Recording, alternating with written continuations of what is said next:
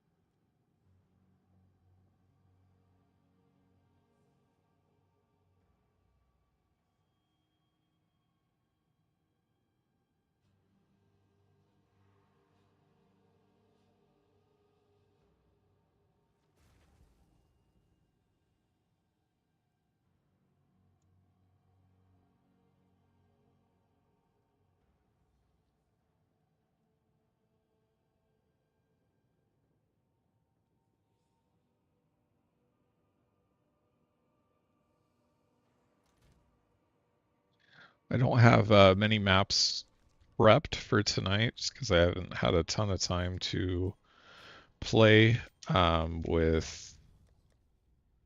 Why did currency get put to the top? I just haven't had a ton of time to play previous to tonight's stream. Hey RJ, how's it going, bud? Glad to see you in here. How's the build going after all the changes we made, man? Is it feeling a lot better?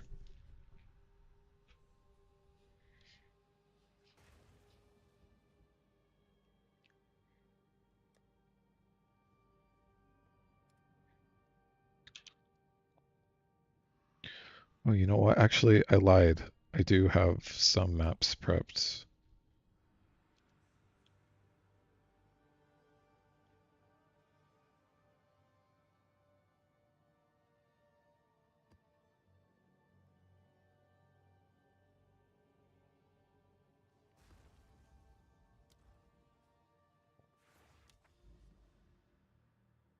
Hey, thanks, Paul Stronach. I really appreciate it, man. Thanks, Jermaine. I appreciate it, brother. We've got the grand project here, so I thought there was a tower decently close. Yes, there's one right there. So then we can just go hop into Mesa, juice that tower, and we'll be straight into juiced maps pretty quickly.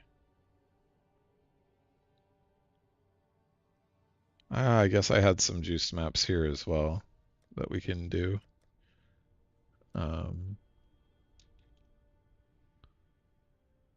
stun build up, enfeeble. I'll do that one for this map right here. Hey Jordan, I really appreciate that, my friend. Okay, yeah, sounds good, Osian. Thanks for hopping in, saying hi before you're off to work.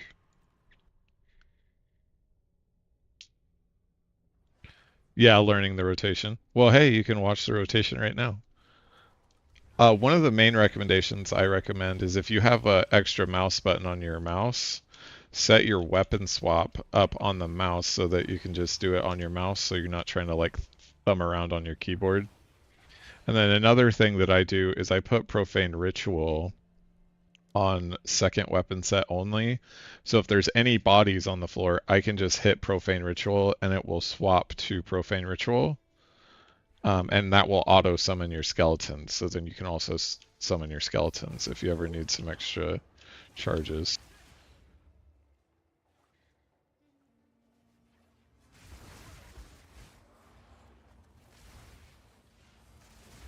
I'll show you an example in just a second. So see there's a body right there. If I click T for Profane Ritual, my minions come out. And then I can sacrifice those too.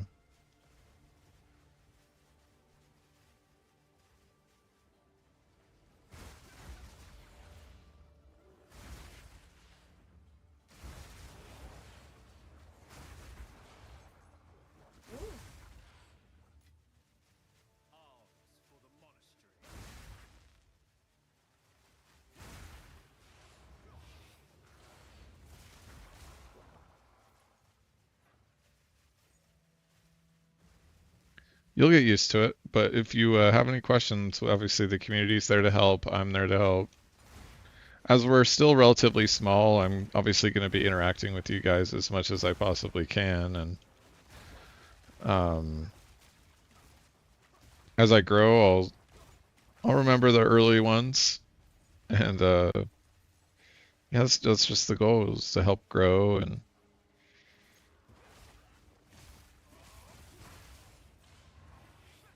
funny little short story about me is I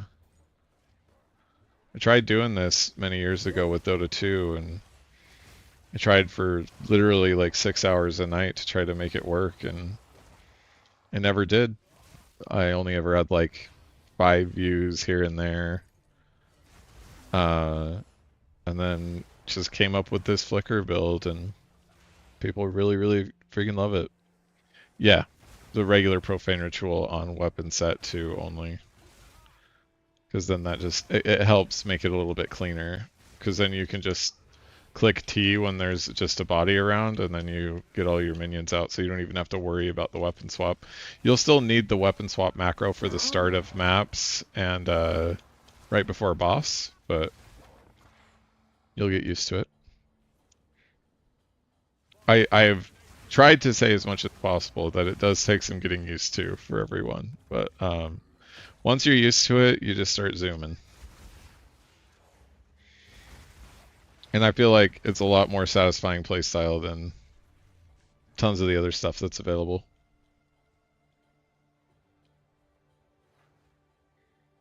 Yeah, but I mean, I was playing Dota 2 like crazy then, and I was pretty close to like breaking into the esports scene in there. So like I was on the fringe of what people would want to watch anyway at the time, Jermaine. But I agree with you that it's hard because people just want to watch the best of the best of the best mechanic players. I definitely made some mistakes back then. I'm not saying that I did everything right back then, but I learned a lot from that first time around and applied that to make this more successful. And I hope to keep making it more successful and continue to grow the community and help a lot of other people have fun with PoE. Because I guess that was one of my main things when I first got into PoE, because I didn't play PoE 1 for a lot of hours because it was just so overwhelming. So if I can make the game a bit more approachable for people with good explanations and fun builds that they can play and niche mechanics and all of that fun stuff, I want to be able to engage with you all that way so you guys can have as much fun as I'm having.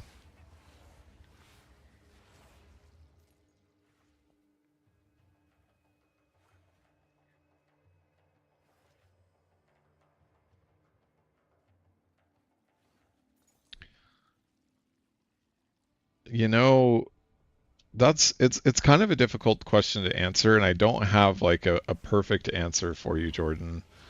Um, it's just kind of like when it feels right. Like if you grab a stat, like I know it's hard to say when it feels right because so many of the quarter staffs, just because of the way the economy is right now in point two, they're also expensive, so it's hard to fully know, oh, should I be buying this upgrade or should I not? Um, I think melee skills is a big one that obviously you can't have on Collapsing Horizon, and that increases your Flicker Strike damage a lot, is the melee skills. So that's a big one. But one of the other big ones is the main stat that I would look for on a new staff is like 15% total crit chance. If it has 15% total crit chance, maybe a few melee levels, like 3 or 4, you still have lots of cold damage on your rings. You've got the against the darkness. Like, I would focus on, if I'm new to this build and I was redoing everything again, I would start with Collapsing Horizon and improve absolutely everything around the quarterstaff. So, like, and against the darkness, 4% damage is extra cold. A Zealot's Oath from Nothing Diamond. The Flicker Strike skills or the Voltaic Mark skills or a Megalomaniac, like whatever you want to do for your third jewel slot. I would focus on improving all of those things that surround it, getting critical hit chance on your amulet and your helmet, so that you can still stay close to crit cap after you lose all the extra crit from Collapsing Horizon. And then I would look for quarterstaffs. So if you're already there and you're still struggling, if you want to toss your POB in the Discord when I have some time, I'll take a look and let you know, hey, this is the kind of quarterstaff that I think you should go for. Because otherwise it's really just playing with some of the tools like PoE Ninja or POB, or just testing in game to see what feels right for transitioning. There's not just like a set in stone thing that I can say, yes, this is the appropriate time to transfer, just because there's a ton of factors at play. It's hard too because like I could go put my Collapsing Horizon quarterstaff on right now and it would probably feel better in maps, just because that's how strong Collapsing Horizon quarterstaff is in maps. But the only problem with Collapsing Horizon is it just has a top end that it can deal in single target damage. But it's pretty unparalleled when it comes to mapping. This is my least favorite tower because there's just not like a clear cut area of where the precursor beacon is. Sounds good, Jordan. Feel free to toss it in. I'll take a look. I'll let you know what I think would make the most sense. Hey, Joey, thanks so much for the kind words.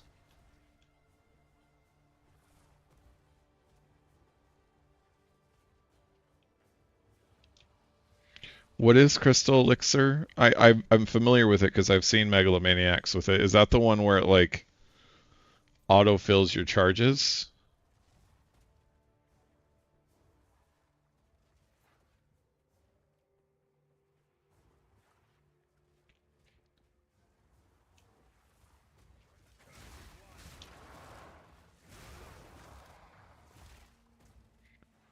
Yeah, Mind Over Matter is kind of a bait.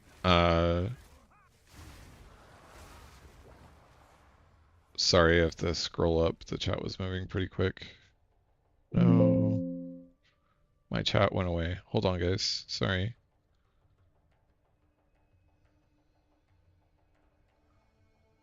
Try the Mind Over. Yeah, the Mind Over Matter build is a little bit bait just because all the travel nodes to get there are kind of hard. But there is some cool Mind Over Matter tech out there. Not saying that, it's not possible to make a build around that. It's just there's a lot of wasted points that you can't invest into like damage and crit and defenses on the way over to Mind Over Matter.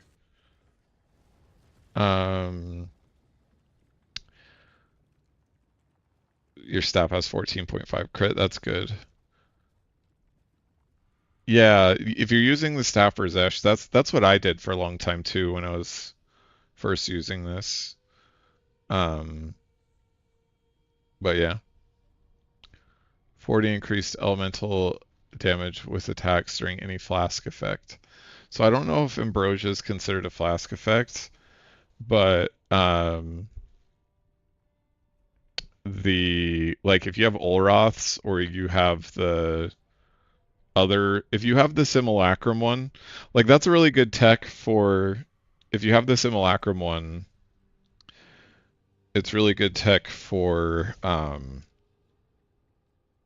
like anything that is related to flasks, because the Simulacrum one has like a 12-second duration of it doing the chaos thing. Uh, Sorry, I just need to find some quantity of items. Rare monsters, 3% quantity. I wish I had more quantity than 3% on expeditions. I'm actually, I know it's kind of boring, but I need to re-roll some of my expedition things here.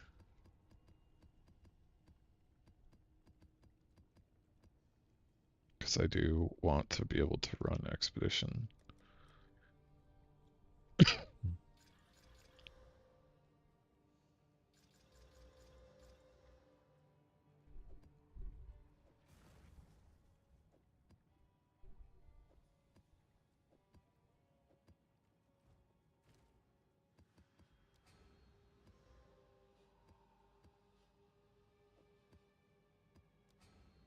So what I'm doing right here is basically just taking the ones that don't have positive mods.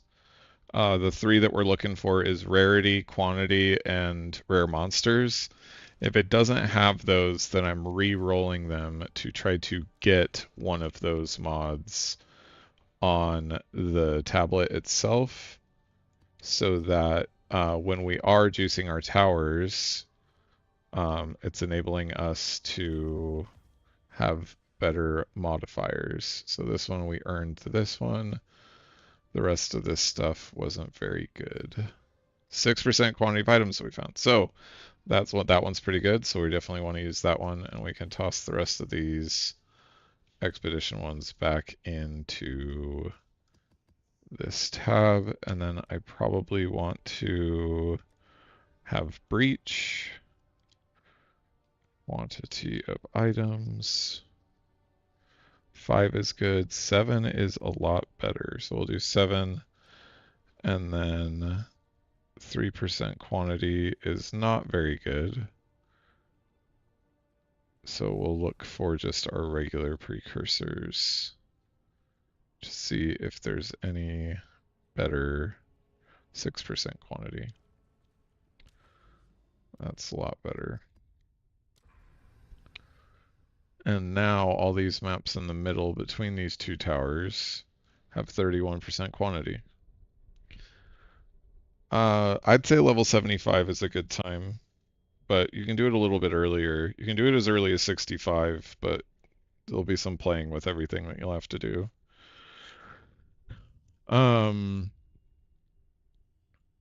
Kareem, I would run Unbreakable in Stormwave, and if you run Simulacrum, there's obviously not a ton that you can do with Flicker in Simulacrum, just because what you could do in Simulacrum is go Resonance instead, and then your freezing will give you power charges rather than Profane Ritual, because there's just no corpses in Simulacrum.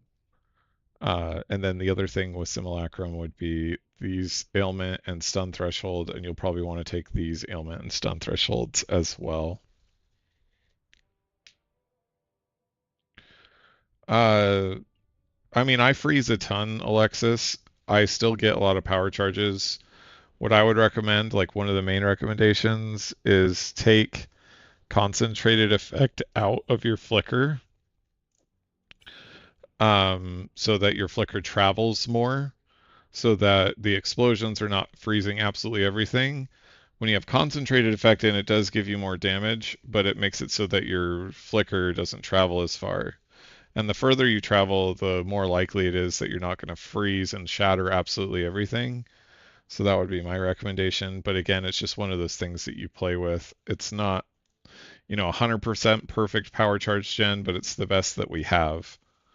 And I try my best to help explain the best ways to get it. And then I doubled up yeah, you should be doubling up. I think that's what I try to explain in my guide, but it can be a little confusing. You should have two cast on freeze gems. One that has profane on its own and one that has volt mark on its own.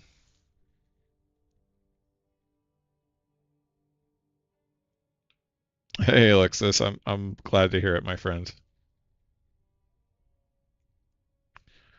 What the heck just happened? I'll get better at this stream and stuff. I promise.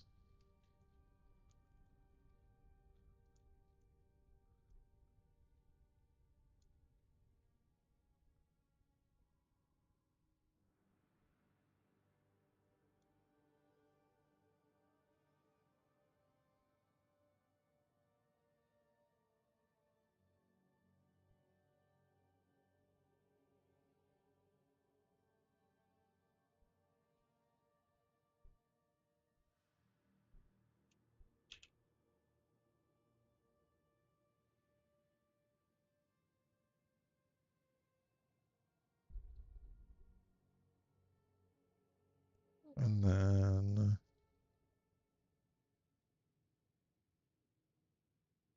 did that work? I don't know. Yeah, just different supports. Makes sense. And that is what the idea that I wanted to have people go for. All right. So now we need rarity maps or quantity maps actually. So I'm going to roll a bunch of maps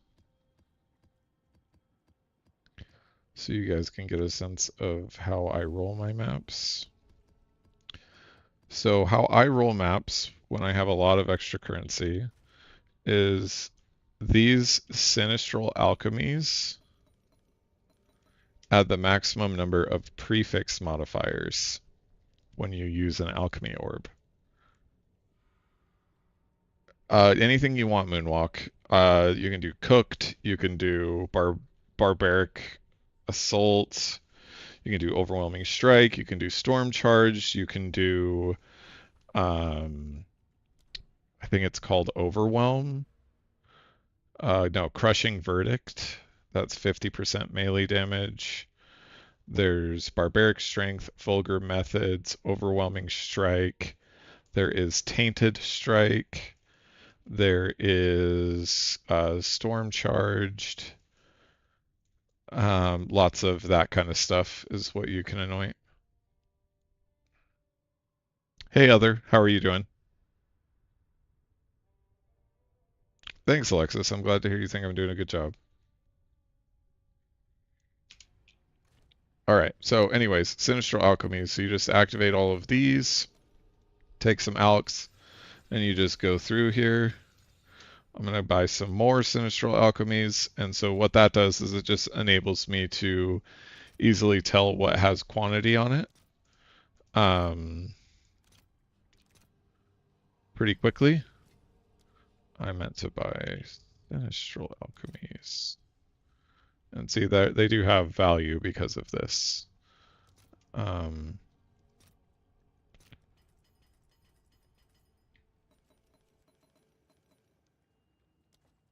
Okay, we'll turn all of these back on.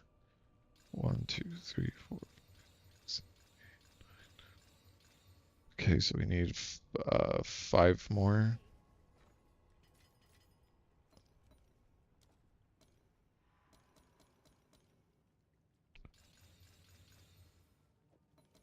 Okay, so now we can see if any of these got quantity. This got rarity and rare monsters. That's very good. This got quantity.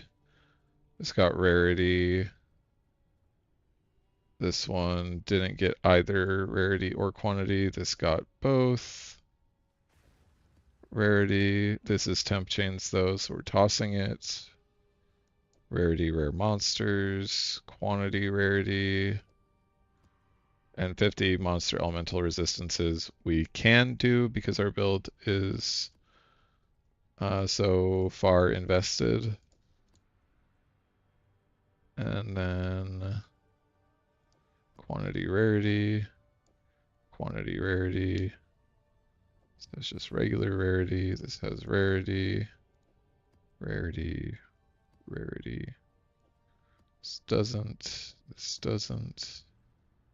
Rare monsters, rarity, quantity, rarity, rarity, rarity. This one has temp chain, so we're going to sell it because we don't run temp chains. Friends don't let friends run temp chain maps.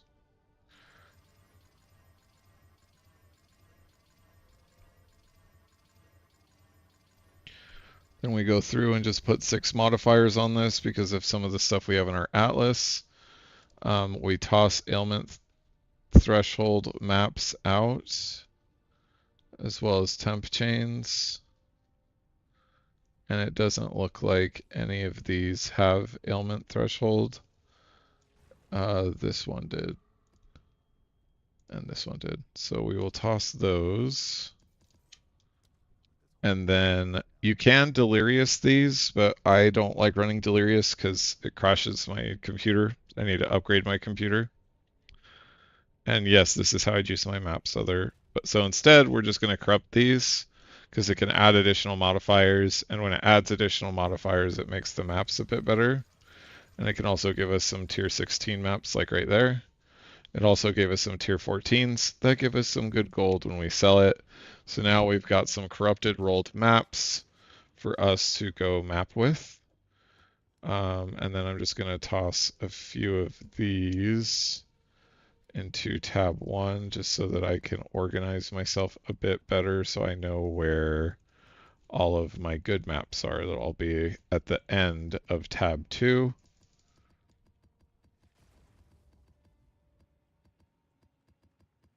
So now I know all of these maps that I've rolled that I know are going to be good are going to be at the end of my second map tab so that I know exactly where to go.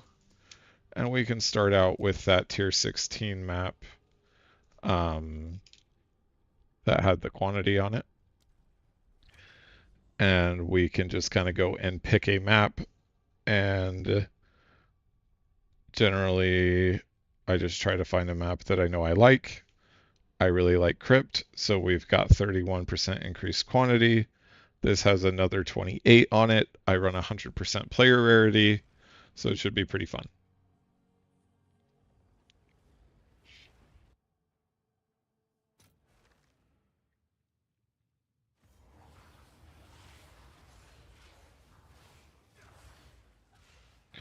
I think Acolyte's better at using this Flicker build, but not to say that there isn't a, good Amazon Flicker build, and that's why. I mean, you just saw I completely annihilate the whole map because of Voltmark.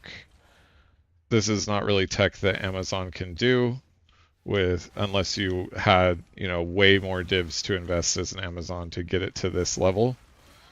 Because in my budget video, I showed that you can get it to this level pretty quickly. Amazon has some other perks, like you can get a little bit more damage, like flat physical damage from the Ascendancy via accuracy rating on your quarterstaff. You can also get crit capped easier. So it's just, there's different benefits for different things. But generally speaking, I think Chayula is going to stay a lot healthier because of our ES leech. We can stack ES a lot better than Amazon, and we never, ever, ever have mana problems. It's just not something that exists for Chayula. I'm back on Atziri's Acuity for my gloves because I just wanted to be even more tanky than I was.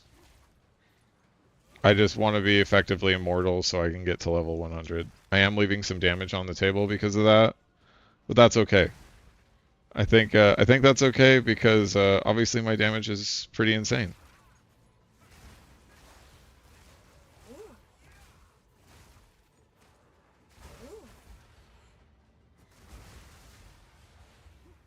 I don't pick up Gloom Shrines because they delete the corpses. Ooh. It's a juicy mob. Ooh.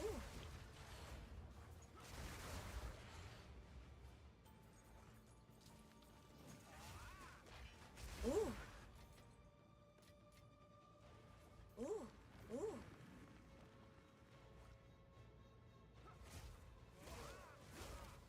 Every once in a while when you're sitting on a corner like that, it won't teleport across, so be careful with that.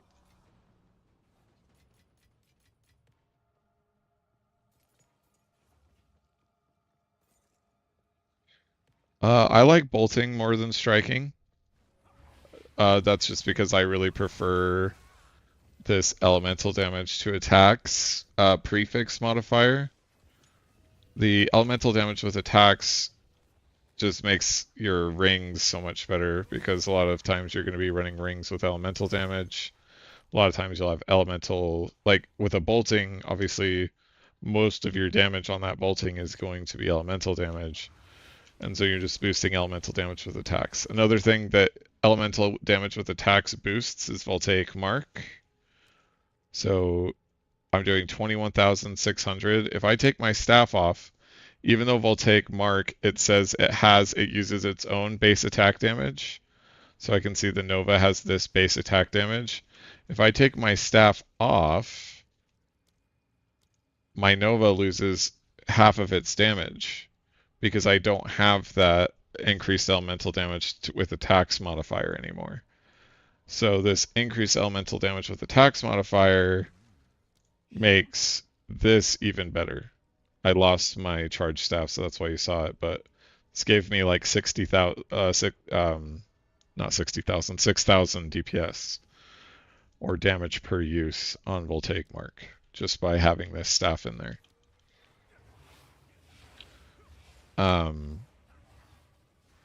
So that's why I really like the elemental damage with attacks. So my preference is bolting over striking.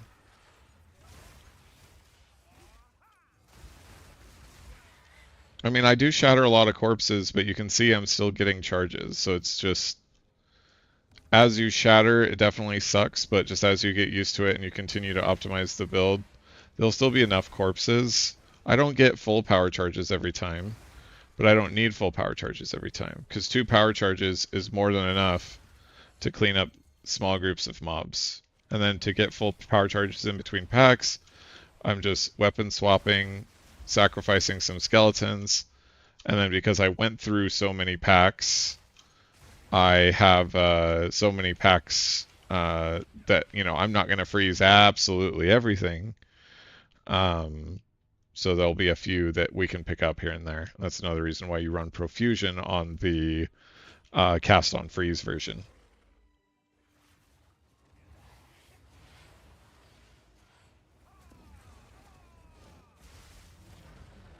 And there was a map boss. Blink and you'll miss it.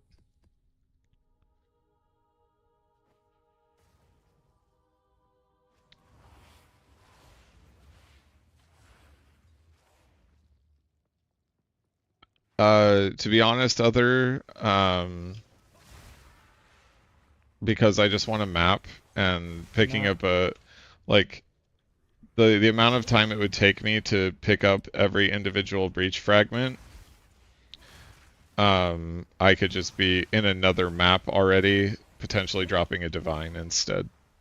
So I'm just at the point where I don't need to be picking up every single scrap to help kind of move my character forward.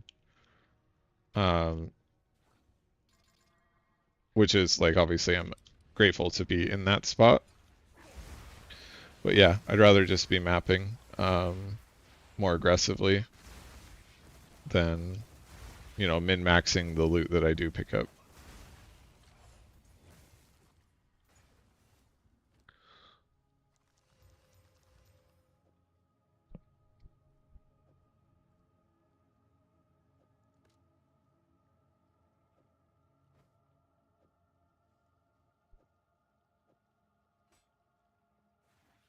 Oh shit.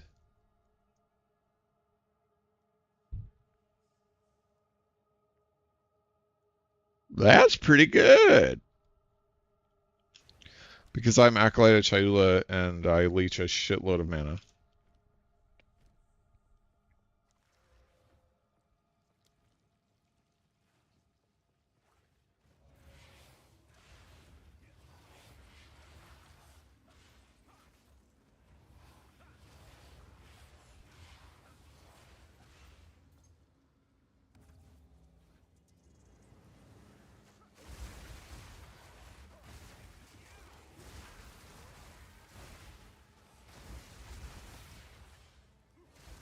Ooh.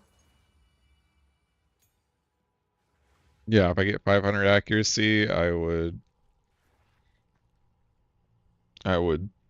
pull my genitals out on stream. No, I'm just kidding. I definitely wouldn't do that. I'd be very happy.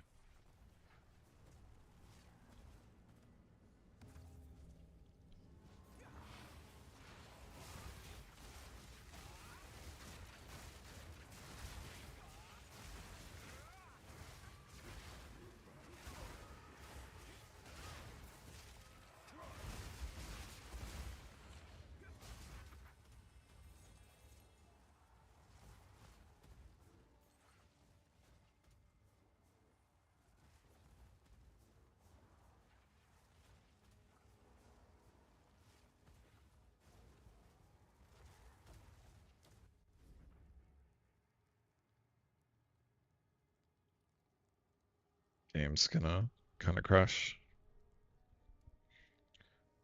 The rares I pick up, I don't pick up the like so tiers unfortunately don't exist on the loot filter right now. Eventually tiers will exist on the loot filter, and once tiers exist on the loot filter, then I would pick up every tier 2 and above rare that has an item level of 80 plus. Right now, I just have it set to eye level of 82, or 81, I mean. So you look at this Fnatic Great Hammer, it says item level 81, and so I'm just picking up eye level 81 and above because eye Ooh. level 81 and 82 Ooh. have better stats possible to roll on them than other eye level stuff. Um, so that's why those are the kinds of rares that I'm picking up. Because as an example, bow attacks fire 2 additional arrows. It's a suffix that can happen on a Gemini bow or any kind of bow. That's a level I-82 suffix. But I changed it to be eye level 81 because I wasn't seeing enough on the ground. This one's eye level 82 because it has a slightly different yellow coloring to it. But it just means that the higher level mods can be applied on those items, and so that's how I've set up my loot filter. There's a The NeverSync guide does a pretty good job of kind of explaining what it does, like when you're using the NeverSync like wizard to choose the items that you want. So you should be on the lookout for that.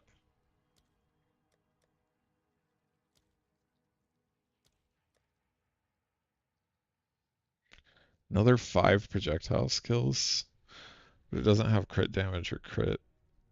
I'll just defer it just in case. My audience.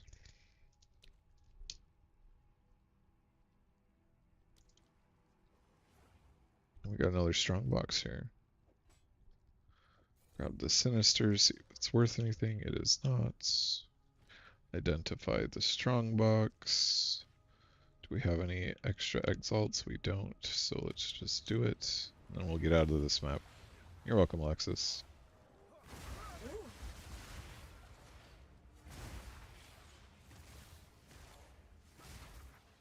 Ooh. Perfect Jeweler's orbs don't suck.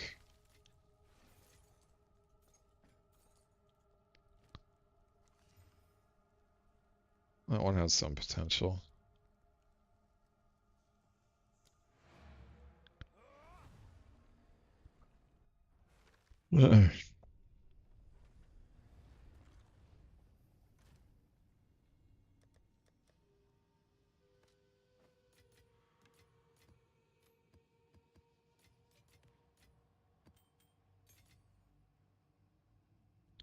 All right, we will do a little bit of crafting on these two just so you guys know what I'm looking for. On this hammer, when you're doing two-handed hammers, elemental damage with attacks is great because all mace skills generally do fire damage, or in some cases flat physical, but a lot of the ones they're looking for have they're doing some fire damage, so they want elemental damage with attacks. So what we're looking for here is like 40 to 70 physical damage and 170% physical damage. So I'm going to slam twice, and I'm not going to get those things. So we got 33 to 40 physical damage, which is actually really solid. So now we're going to chaos it and hope that we hit the cold. We did. It got accuracy rating. Now we want to hit the accuracy rating, and we didn't. We lost the elemental damage to attacks, so I'd say this one's pretty dead. But we got fire damage, which warriors want, so we'll keep going and hope that we hit a big physical attack roll. We hit a medium one, 57%. So now I'm going to go ahead and put two artificers in it, put greater iron runes in it, and then we will price this item and see where we land. So it's 530 DPS. Um, that's it. Nothing else, and it's not worth anything. Um, so just shows you a way that you can kind of try to analyze if an item is real. And I only lost like four exalts and a couple chaos on this, which would be worth it if this item was going to be worth a div. But it's not. So we'll just go ahead and throw that in the garbage bin. This one, however, we are looking for big accuracy rating roll. Actually, we don't even care about accuracy rating because Deadeyes play this too, so it doesn't necessarily have to be accuracy rating.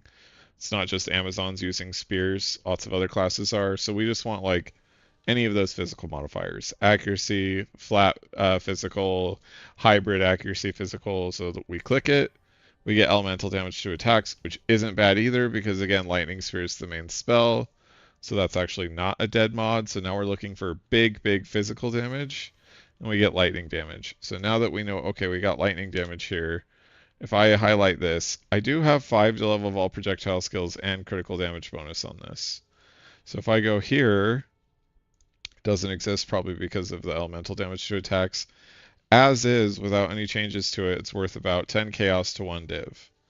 So I'll go ahead and put an artificers in it, and then I will socket a iron rune, which it looks like I am fresh out, so need to go to the grocery store really quick to get some greater irons. Right here, I have chaos. It's 1 to 1. No, it's not. F off. Wow. Okay, maybe it is. I can just trade that up later. We'll just do greater iron rune. So maybe the iron rune strategy that I had is actually more expensive than I was letting on, but I'm showing you guys how I craft, not necessarily how you should craft. And this isn't necessarily like quote unquote crafting. There's some more like in-depth stuff that you can be doing.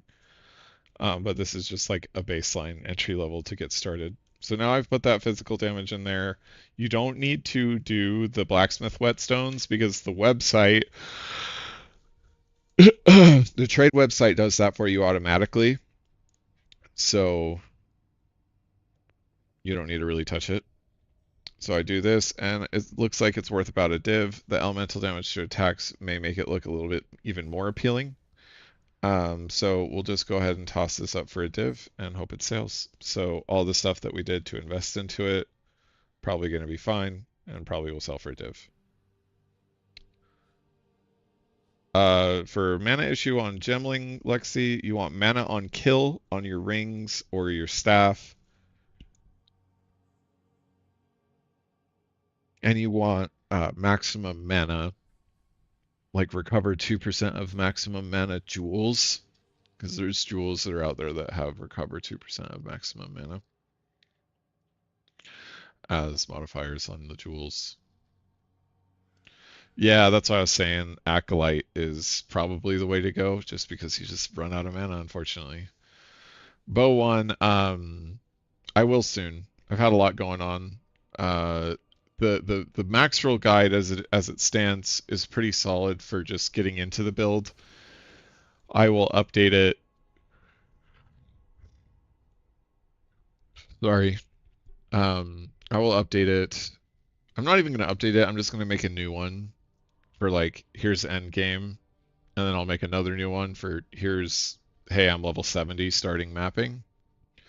So I'm going to make two separate ones that all link to the main one that the main video covers on everything. Um, so yeah.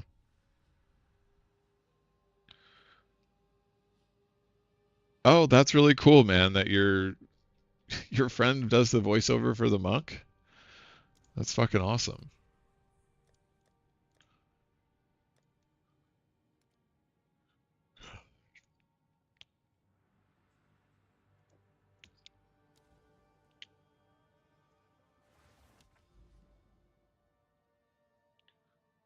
I don't like forge. Step is a good one.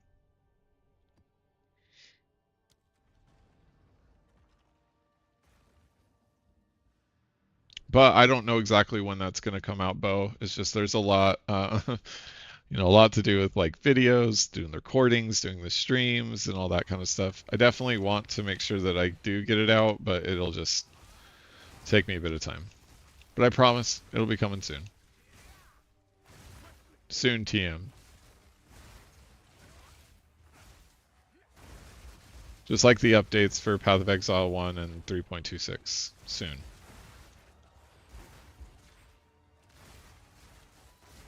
The Immured Fury. Is that a Rogue Exile that I'm just not seeing?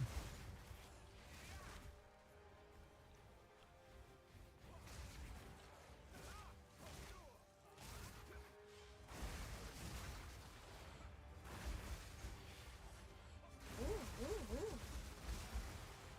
Step is a really great map for Flicker, in case you guys didn't know.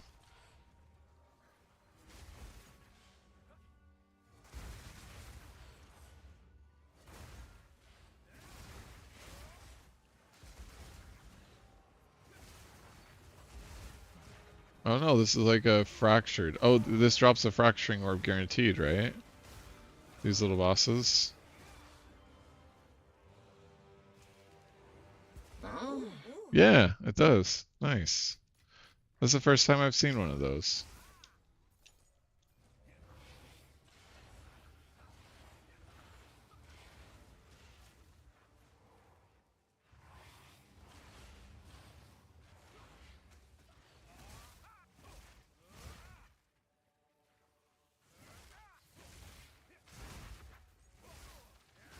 Yeah, it was a really good idea, Other.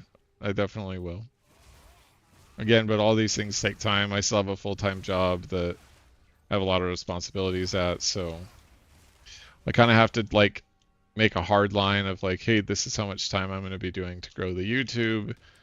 So, and then I obviously want to make sure that it's not interfering with my work because my career is still my career. YouTube's a nice side hobby for now, unless you guys keep supporting me like crazy and I can, dump that. But that's kind of a pipe dream. I have a full understanding that this is probably not going to replace the income that I have from my career.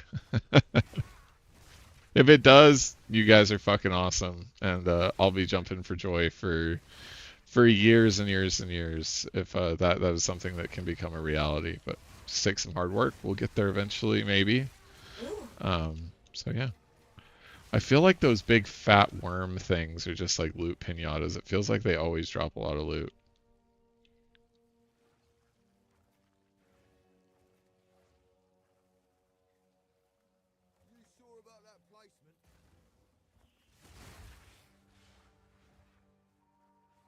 I'm just wanting to make sure I didn't miss a yellow, but it does not look like I did.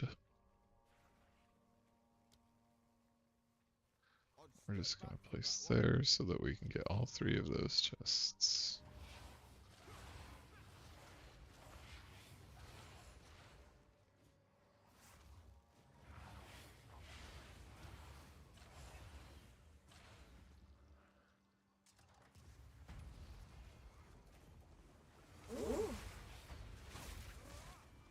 It's hard to know exactly, what tips to give you without seeing like a max roll, but the main tips is like melee levels, make sure you're critical hit capped, Zealot's Oath, from Nothing Diamond is a good way to get 75% attack damage on the build.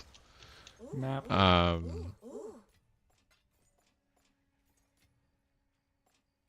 Those are some baseline recommendations. Use tools like Path of Building to help you understand if an item that you're about to buy is going to be a significant upgrade or not. I don't even use Path of Building because it's pretty confusing. And it honestly doesn't update very well for Flicker Strike right now. So my main recommendation is just test and experiment on, okay, is this going to increase my damage?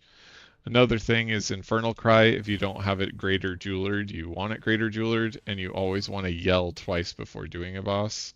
Because if you're not doing that, then you're leaving a lot of damage on the table.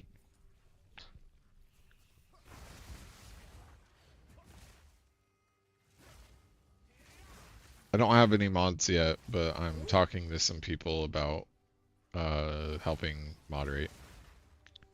Right now, I don't know if I necessarily need somebody to like moderate the chat that's going on there specifically. I just need somebody to somebody that I like kind of trust that has the same level of knowledge. Not it doesn't have to be the same exact level of knowledge, but like those questions, like the ones I just got in stream chat here of, hey, I have some whatever it's called. Nice. We got another one of those.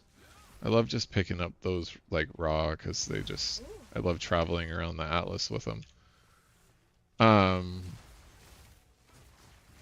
It just helps me not feel like I need to respond to every single person if I had another person that could help me answer questions.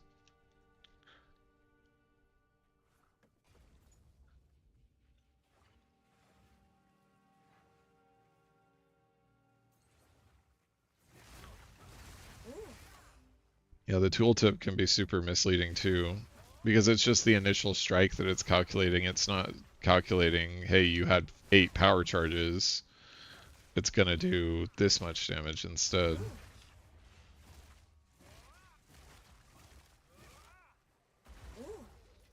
Oh, the Tinky Rare. So steps or stats, do they matter? Kind of. That's my answer. The spirit just enables you to be able to summon more skeletons. You only really need to be able to summon up to whatever your maximum power charges are. So having spirit on the scepter can be helpful. And then the other thing that can be helpful is minion levels. But if you have a scepter that has extra spirit and minion levels, I would just say sell it. But what minion levels does, it just lowers the reservation so that you can have more minions out total. But as long as you have 8 total minions out, then you should be totally fine and not need to do, like go pick up another rattling quarter, or not quarterstaff, rattling scepter for any reason.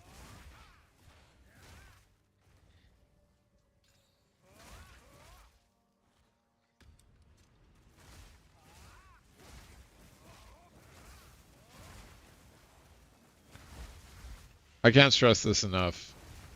Click on your strong boxes. Researchers, ornate, and regular strong boxes. They're all super great. I mean, look at that. There's a literal loot pinata just sitting on the map waiting to be opened. The spirit is nice to have.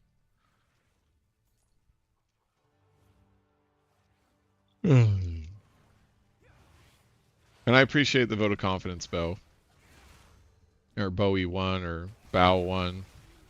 However, you end up using that E in your name there.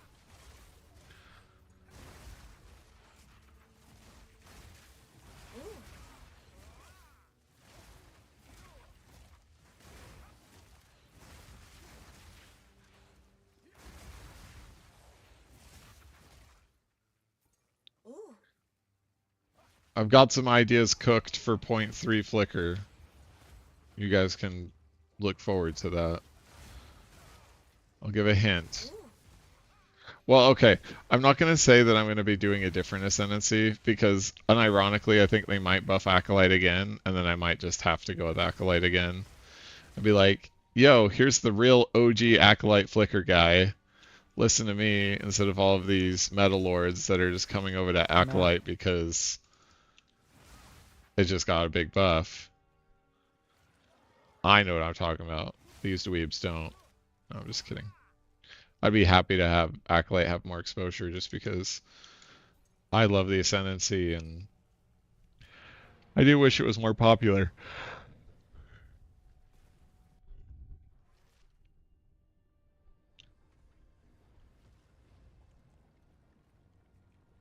Yeah, Flicker can definitely be optional for mapping. The Herald of Ice cast on Freeze, Bolt Mark Chain, Stormwave can take care of a lot of stuff. But on open maps like Steppe, like you just saw, I like when you flicker, you clear the map way faster than you'd ever clear it just running Stormwave. But I just like to do Stormwave in between so that I give my eyes a break from having a seizure actively while I'm playing the game. On this league, I'm probably 300 hours in, so you can imagine my brain is slowly starting to leak out of my nose as I continue to watch my screen flicker strike everywhere. I do agree that I wish they buffed darkness in Mantra. I mean, they did technically buff darkness pretty significantly, but spirit skills are just so important for like so many different builds and like build enabling things that it's insane that they think darkness is acceptable in its current state. The only time I think darkness would be acceptable in its current state is like if the chaos damage we ended up getting was like literally 200% extra chaos damage. And then maybe people would play it, but even still, I don't even know if they would.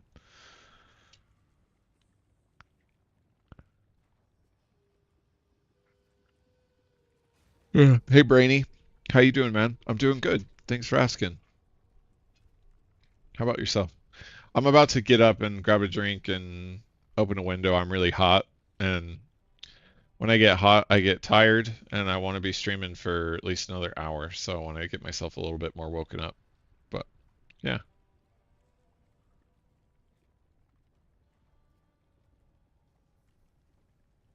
the scatter shot wind blast with staggering palm. There's a version that you may be interested in that uses whirling assault, staggering palm, and charge staff. So that you just use whirling assault and it sends the projectiles from charge staff and um, staggering palm all over the place. But the damage is just not super high, and you end up not really being able to have fast clear because whirling assault is also miserably slow. Struggles with the same problems that warrior skills do, and the fact that it's like locked into a set amount of tag time. I'm surprised they didn't just like make whirling assault like an actual like spin to win like cyclone thing because that's like super popular in tons of ARPGs. But cyclone actually does exist. Even the and then you had the whirling spear thing too. Yeah. Well, Moonwalk, I'm glad that you're having the most fun on this build, and I agree. It's hard to beat. The flicker dopamine is so real. It's so real. All right, I'm gonna grab a drink. I'm gonna open a window. I really shouldn't be very long. Please stick around. I love seeing that we've got 38 people in here. We're gonna keep doing some juice maps. Maybe hit up some bosses so you guys can see. Get Arbiter. I just like Arbiter is such a tough pill to swallow right now because it's like, oh, do you have 3.5 to 4 div to go kill Arbiter? And then like he has no drops that are worth a damn until tier 4, and I'm still only on tier 3. Not because I can't kill him. I know for a fact I can easily kill him. It's just the div investment is a tough pill to swallow. Enjoy the chair cam.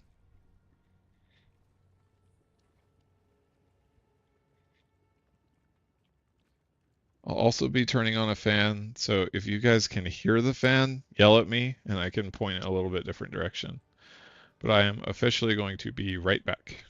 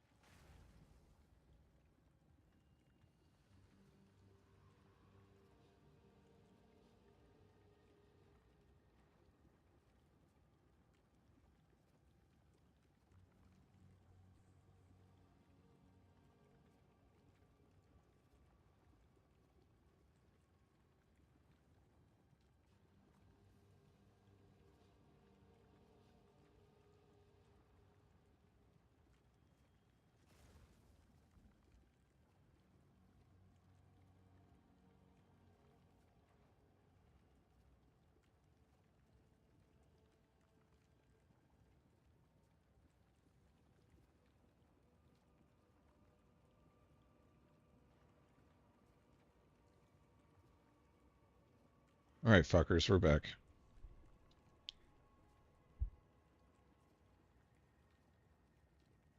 Oh.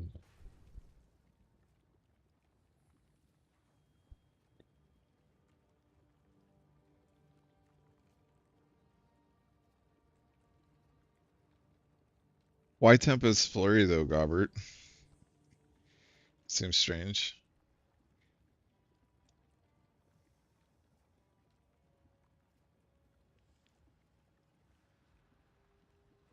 All right.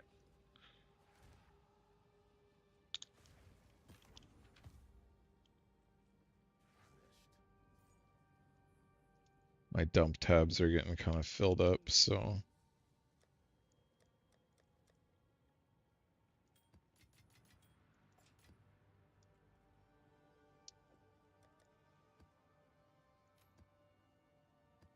nope, you don't go there.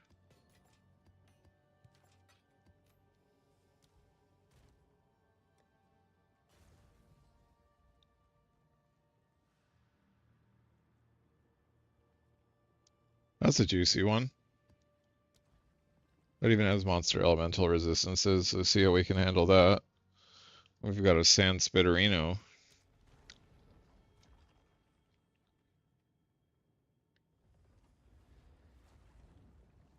With monster elemental resistances, I gotta use Conk Effect instead of Martial Tempo.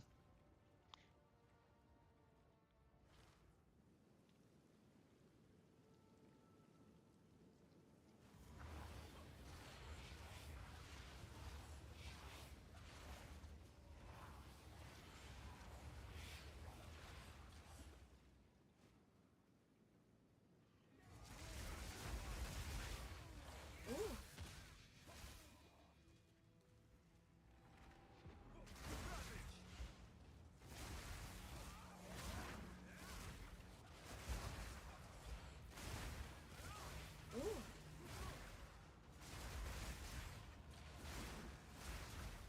You can see with monster elemental resistance that the mobs don't pop as much, so generally you do want to avoid these maps, but this is a juiced map, and it's hard to get properly juiced maps, so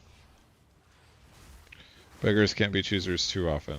I make the exception with ailment threshold and temp chains though, because I don't want to be walking around at Mach 0 when I'm used to flying through the map at Mach fuck. Ooh.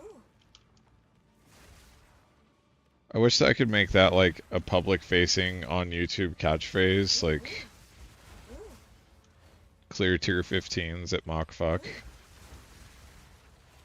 But I think YouTube might frown at that.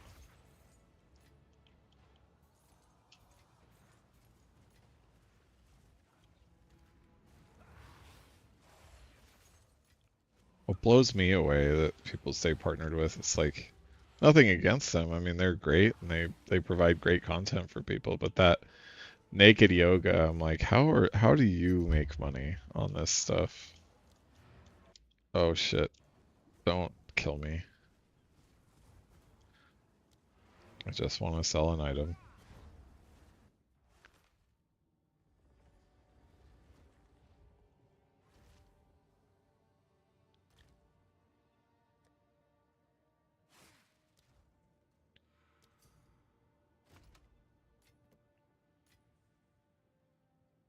Well, the other thing with Lightning Spear is like that's 55.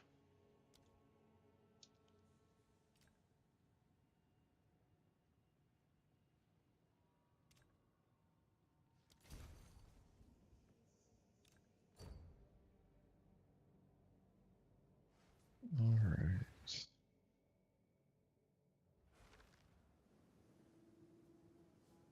Yeah, the snake. Feels like the snake tech was pretty complicated for a lot of people too. I mean, you know what? Lightning Spear filled the void for people who are like, I just want to get into maps and blast. No complicated build, no nothing. I want to get into maps. I want to toss a spear, and I want to have everything blow up. Ooh. And that is great. And I'm glad that we had a lightning spear for that. But I really feel like every ascendancy should have that. Oh, I want to play a monk. Okay, I'll go Ice Strike Tempest Spell. I mean, that's still a very popular build. There's people that are making it to, on Invoker to like level 100 doing that consistently still.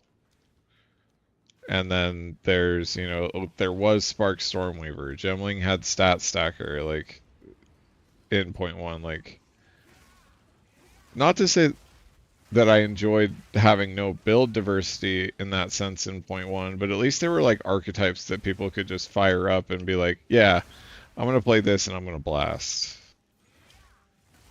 Like as awesome as my build is, and as easy as it is that, I'll say easy with a grain of salt. As easy it is to get it started, it is still like confusing because there's weapon swaps and there's how are you generating power charges? Do you have enough cold damage to get all your procs? There's a lot of steps you do need to follow to have it really like come to full fruition. So I understand that my build isn't the most straightforward.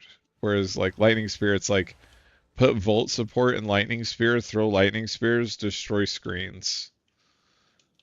I think that my build is faster than Lightning Spear, and I think a lot of you would agree with me when it comes to being a mapper, but it doesn't have that I direct copy things, I throw Lightning Spear, I win game.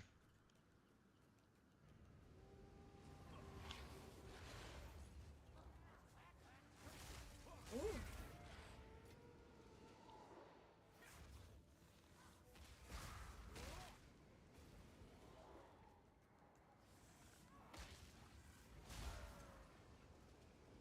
Oh, damn, Baloo. I'm sorry to hear that. I would love to see why it's broken, and I'm gonna help. I'll keep helping you. So I'm pretty confident that we can get it to work pretty good. I don't know what's broken about it, but Is it what's it called? Um, are the explosions just not doing enough? Is that what's going on, or is it something else?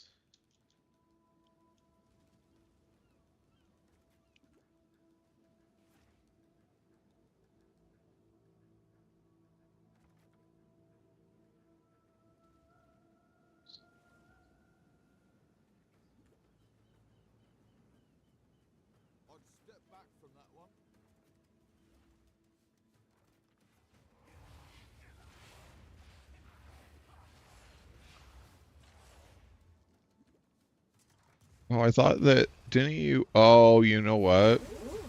You didn't buy that staff with mana leech.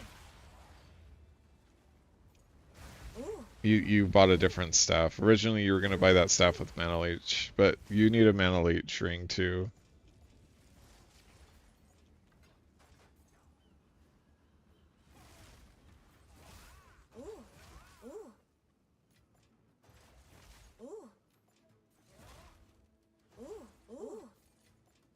Mana leech should solve it, or mana on kill on like a ring or something.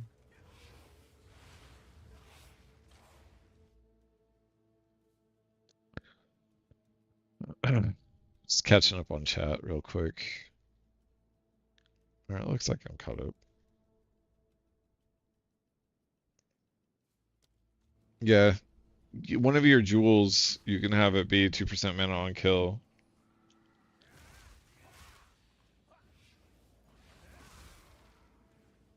That could help. But because your staff is going to be doing a lot of physical, I think that just mana leech should be good enough to cover you. Baloo is playing a different build.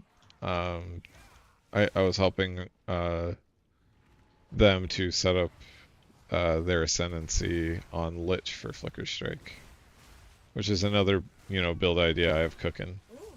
My brain is cooking on tons of good Flicker Strike possibilities, so you guys know. I don't know. It depends on like how long point 2 is gonna last.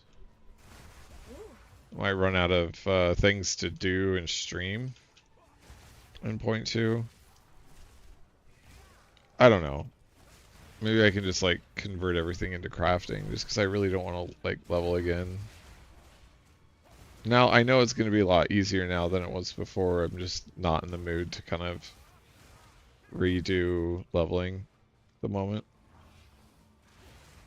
I'd rather just keep blasting maps because I have a lot more fun with that than I do leveling at the moment. Holy cow, I am freaking beat.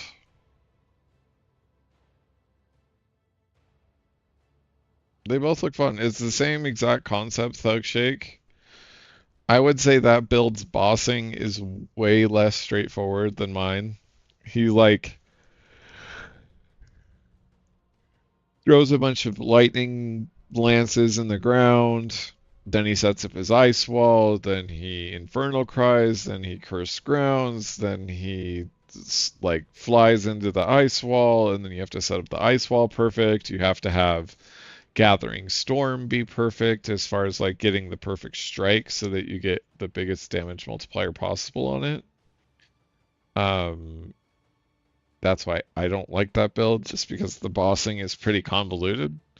But it looks super cool when he just casts Gathering Storm in maps, and it's just like it's like a wave. What is that ability in Path of Exile 1 that it's like wave of convocation or something like that? I don't remember what it's called.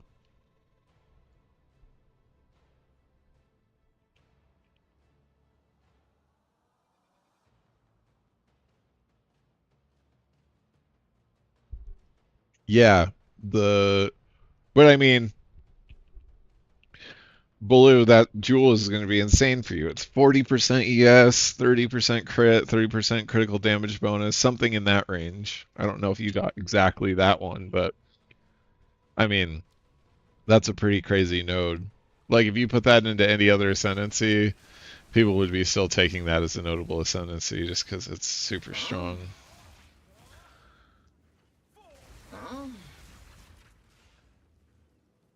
I haven't chanced anything valuable this league, and it's making me very sad. Very sad. I even have a short up on the channel where I gambled 64 heavy belts.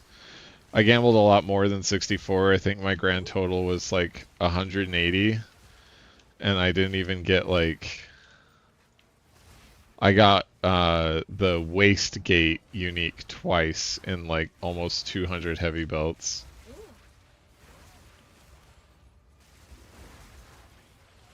So Ooh. just sell your heavy belts. Don't chance them. It's not worth the pain Ooh. unless you're a degenerate like Ooh. me.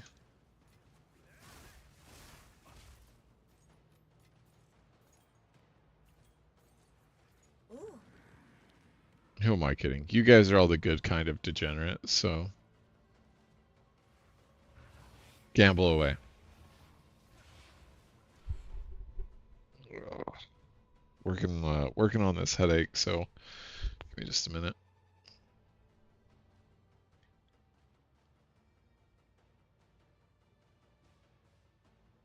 Oh, you got 10% increased chaos damage with those 3 mods as well? Hey, Brandon, thanks so much, man. I really appreciate it.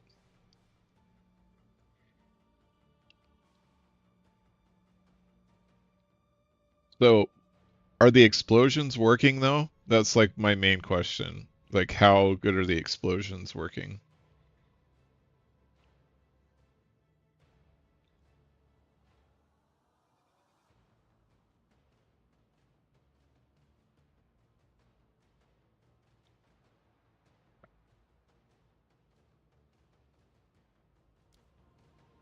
Like, do you feel like the chaos explosions are good enough for AoE, or do we need to do some more investment there?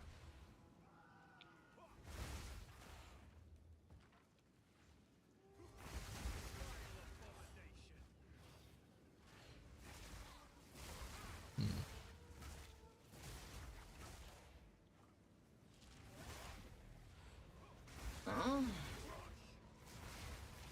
Is your flicker one-shotting like just regular mobs right now, or not quite?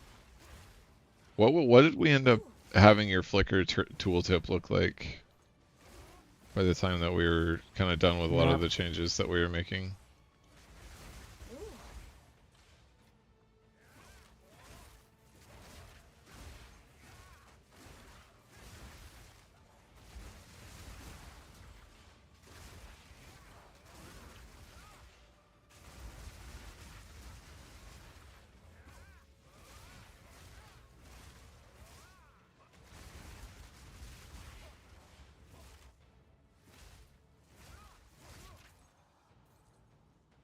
Ooh.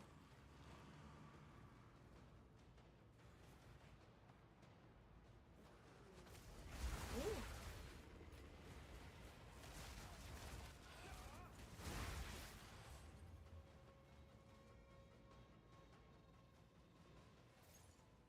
Okay, we'll have to take a look at that. It should be higher with the weapon that you bought. Did you get that? It was +5 critical hit, critical damage, right?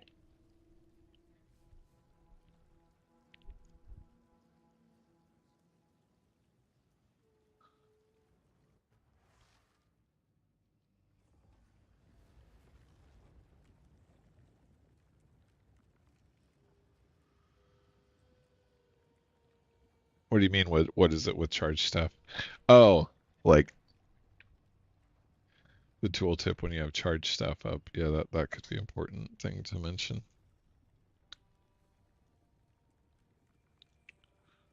10K with charge staff? The staff you got should be like way higher.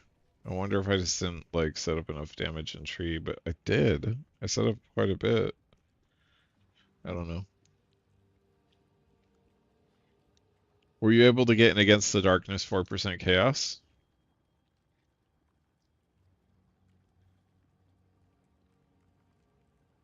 Context for everyone else that's listening into this conversation.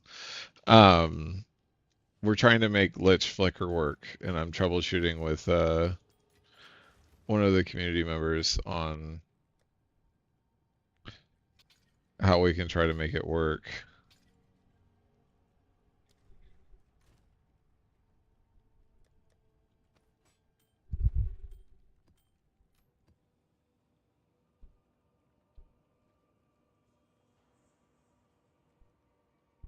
That's awesome, Fishy. Wonder if I wonder if I give up my +3 Flicker Strike skills. This can't be real that these guys have it posted for this amount. I see you, Ballstronic. I see you trying to undercut those guys.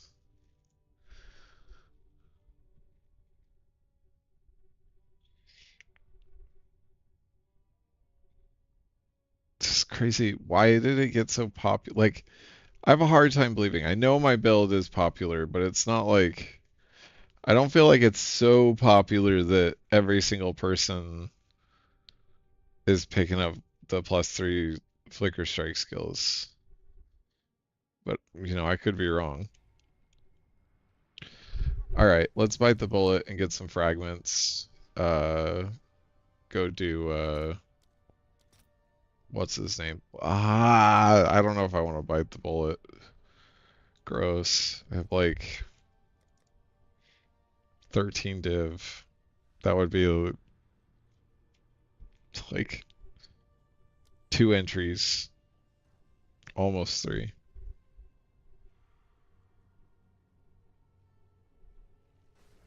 Sounds good, balls.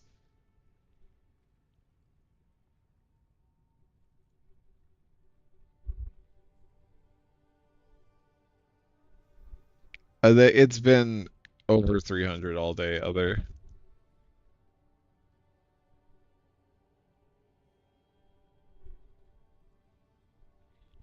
Um, I'm using these because the instant leech is so nice. And then what I did was I wanted some version of instant leech.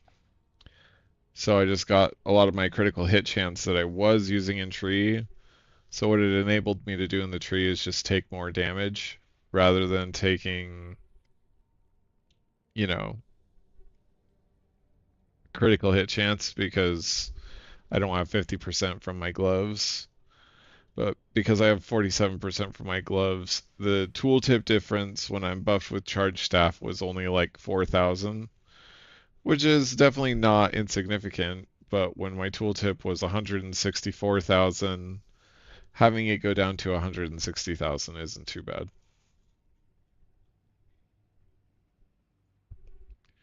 All right. Well, we have an audience. We can for sure do that. I don't know if I want to pay for arbiter tokens, but that's a big fat maybe. We can maybe do that. Awesome, Thug Shaker. You should try it. I think you'd like it a lot. If you're not running at Series Acuity, then you want Voracious for healthiness and just overall mana sustain. But if you have 6,500 energy shield, maybe you can get away with not having Voracious. It just depends. That's another one of those things where I honestly just suggest to experiment a little bit more so that you can see kind of what works and what doesn't work. Don't waste a ton of Divine or Chaos or Exalt doing it. Do the testing at your own pace.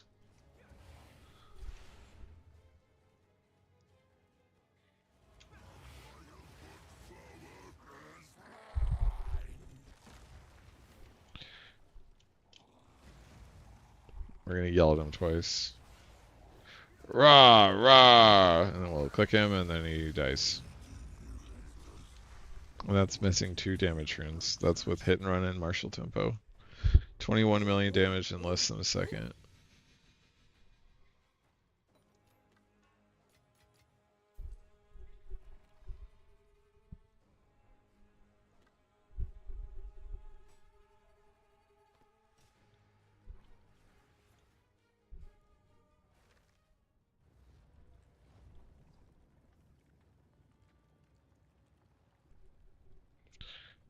I mean, without the crit gloves, without Edzeri security, I think the calculated number um,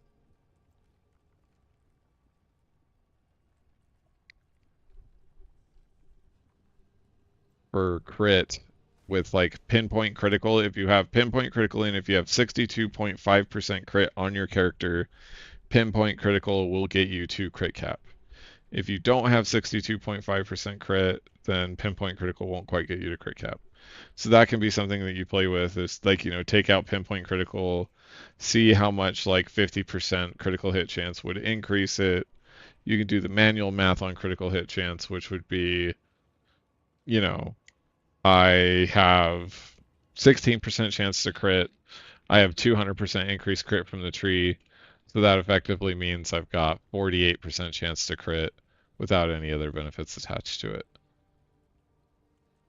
Sure, fishy. I go through all of the gems in my most popular video and another video that was pretty recent to that one as well. But here's my gems. This quarterstaff strike area is just holds gems that I use in certain situations with Flicker Strike. Into the Breach, free spirit cost supports. So things like Interlude, Magnetism, Strong-Hearted Herbalism, and Warm-Blooded.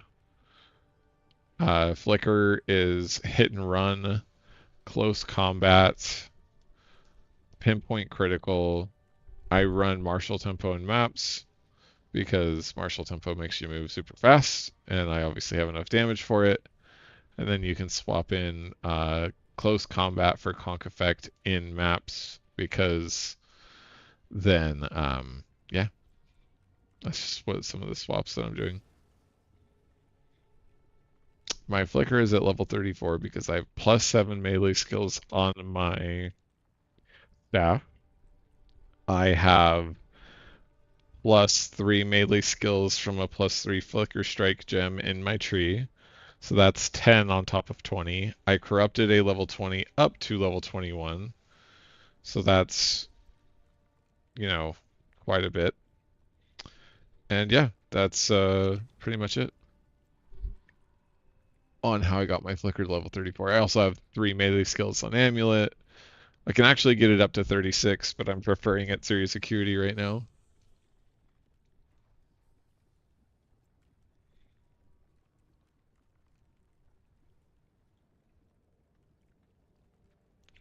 I could do that other. You know what? Let's do that. And I need to turn on some like fucking crazy ass house music to wake me up. I'm like literally falling asleep as I'm answering you guys' questions. I'm so tired. And I just don't want to go to bed. So don't be like, oh, go to bed, get some rest or anything. I want to play. I just can't seem to keep myself awake.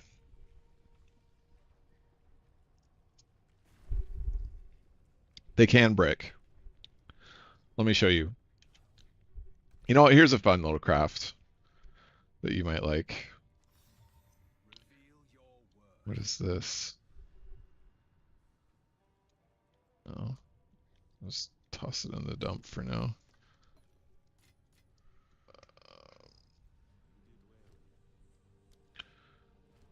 Sorry, we will do a fun little craft.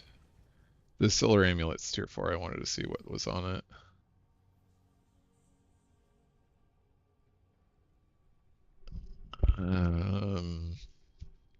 It looks like it has a bunch of really cool stats on it, but nothing that's like super duper desirable. No spell levels, no spirit.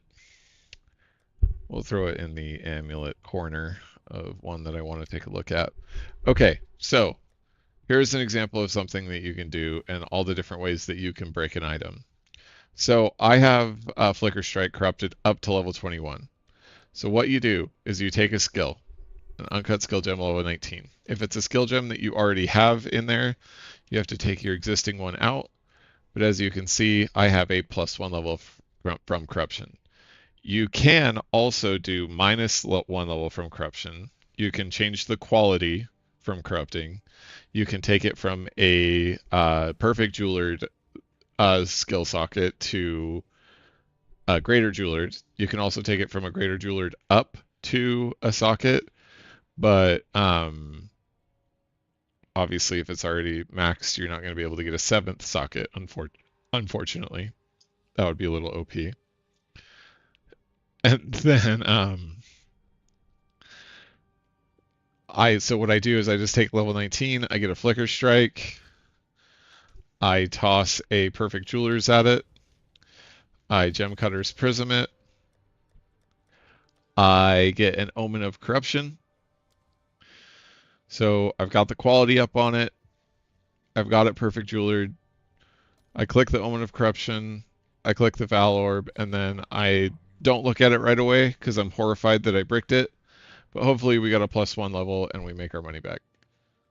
So we didn't, but we did get a 23% quality, which is very sought after by Gemling Legionnaires. So I will actually profit on this gem. So now that it's level 19, we slot it back in here so that I can go to my skills, use this level 20 skill gem that I have. I upgrade that, then I take it out. And because it's a 23% quality, it's 3 to 5 div. If it was a level 21, like if I go to my level 21 flicker, it would have been 14 div, which obviously would have been a pretty nice profit. But there you go. There's some fun little corruption crafting that you can do on gems. Hey Ryan, how you doing? It hasn't been asked a lot before, Slim, but I'm happy to answer it. So Acolyte has a lot more mana sustain and a lot more ES sustain. I am functionally immortal in maps because I'm constantly leeching my ES back to full.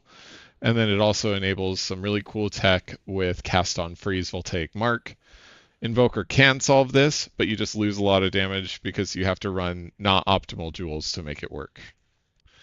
But I will go ahead and post this guy up for 3 div so that we get the value of our Perfect Jeweler and level 20 skill gem back. So we'll make a slight profit on this Flicker Strike gem.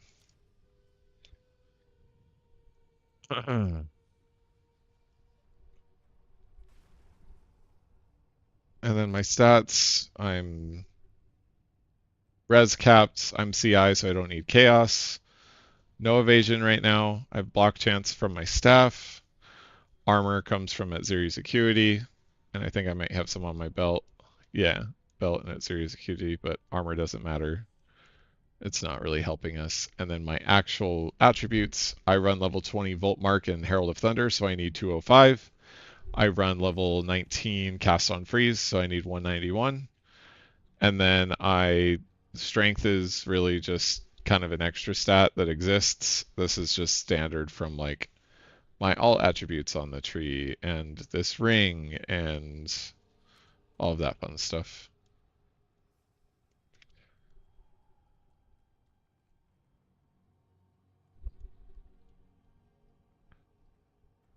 I I think it's a visual bug. I don't know why it's doing that. I've heard of another person saying, or maybe it was actually you, because I think you were the one commenting it, if I remember correctly, but I think it's just kind of bugged right now. Nothing to worry about too majorly.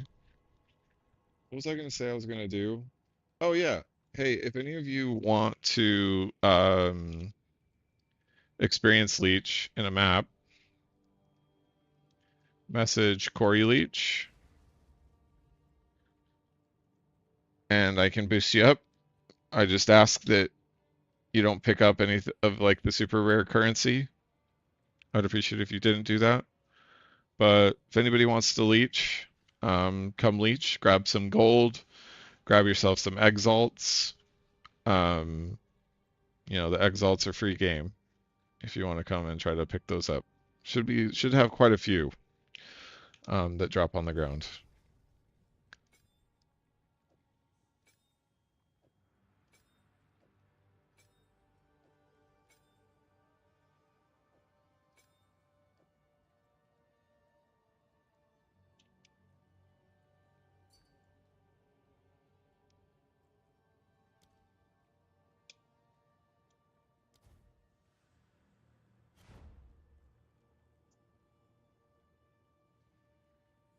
I do most of the time, Brandon. I've actually just forgot recently.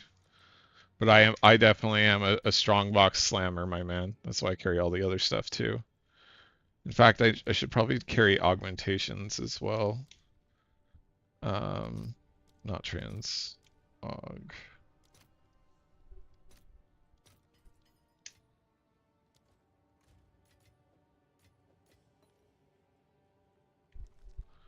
Need to restock on wisdom scrolls as well.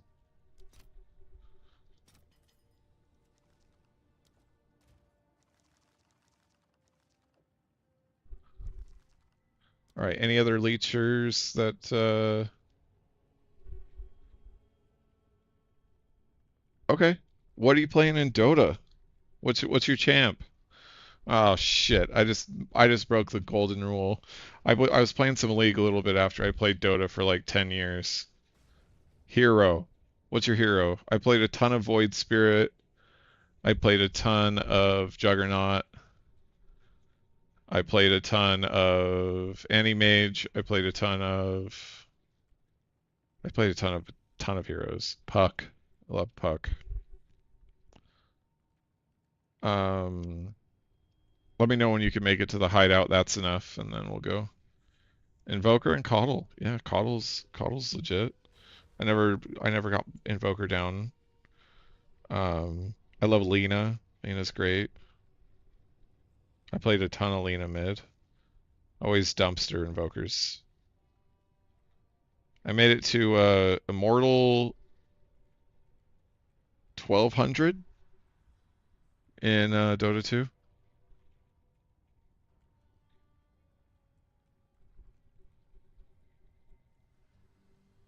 It's been a while though. All right, last call for any leechers, and then we'll get going.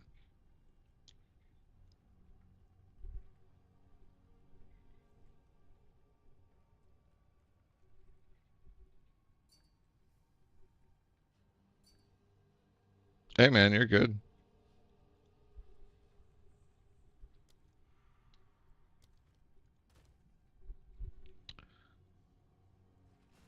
All right.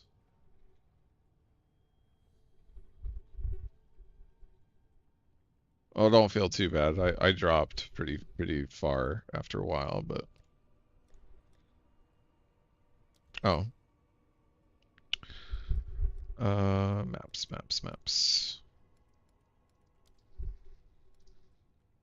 These ones. I want my quantity maps. There we go. Here's my quantity. So we did Sandspit. Riverside's a good one, but I don't want to do it right now. Backwash is good. Don't want to do it right now. Mire, don't really want to do it. I could do Deserted.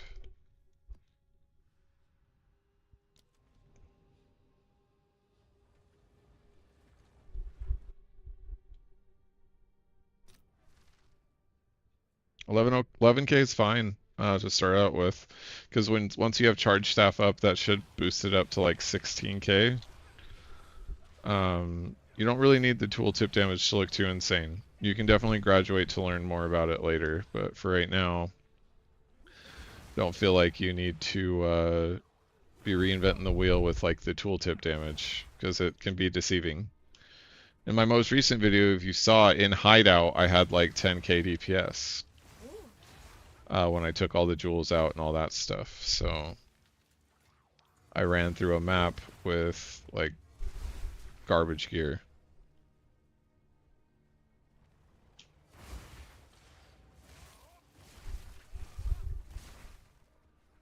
Map.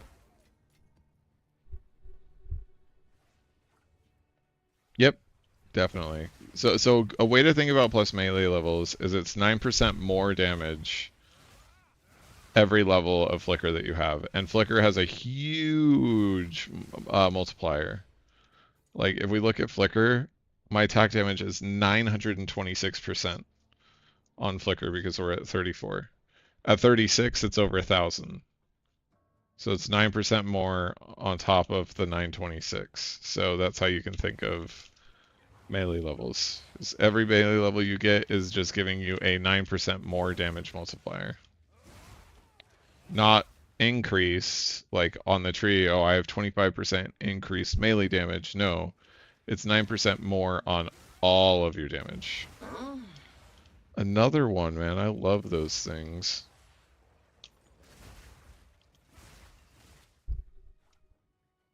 I'll pop those like candy all day long.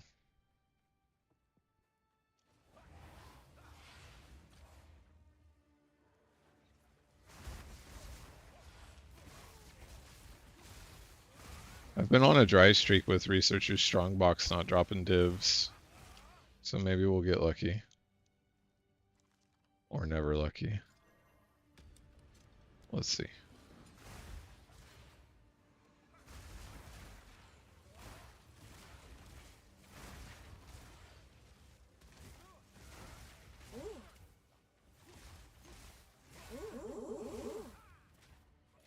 I mean, that didn't suck.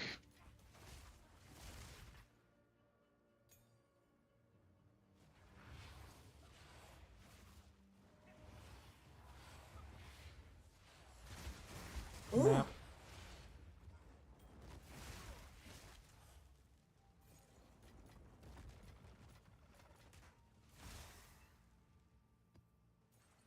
Okay, so this is another reason why I love Instant Leech. Look at my thing. Instantly back to full. So the person who was asking about Invoker versus Acolyte, that's why.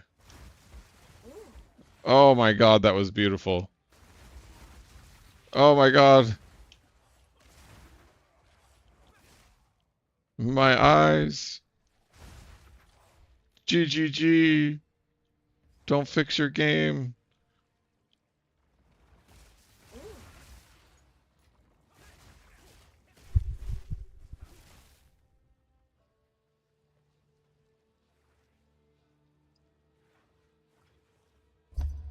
I'm not, but see, there you go. That Flicker Strike is selling. I got a nice little profit.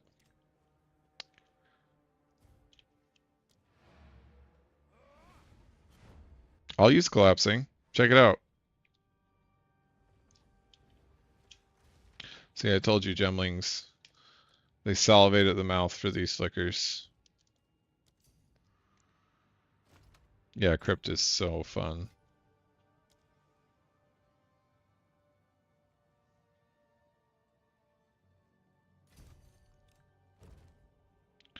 Okay, so what was I gonna do? Character gear sets. Go ahead and toss a collapsing horizon on. And now my tree isn't going to be optimized for collapsing horizon because obviously I have a ton more critical hit chance than I need now. But my tooltip on it is only 21k, right? We can still blast with it. Ooh.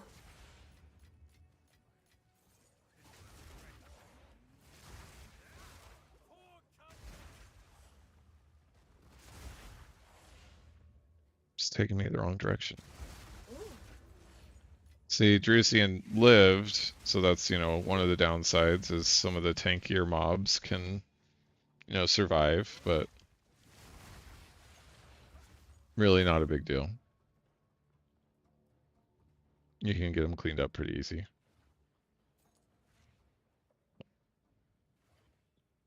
Yeah, I'll show you my staff, my other staff in just a second. After we're done with this map. Where is...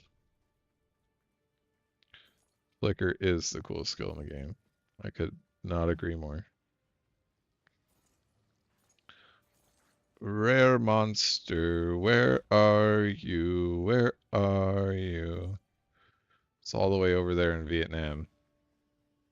So we're gonna make the trek.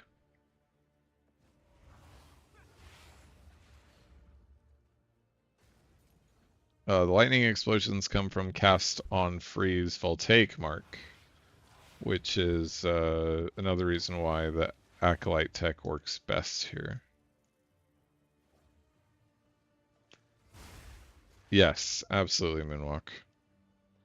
Honestly, I could go one shot T4 King in the Mists with it too. And I've showed that in some videos before as well. It won't one shot Zesht. It won't one shot Arbiter. But I mean, you can complete like 95% of the game's content with Collapsing Horizon. Eventually, you want a really strong quarterstaff to be able to one shot those things, but it's not 100% required.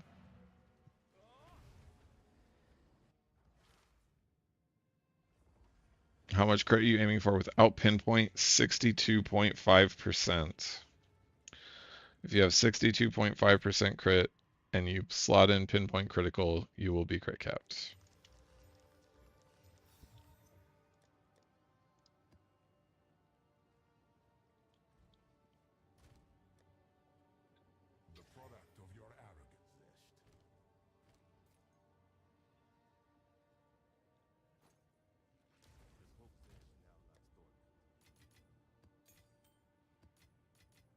Any leechers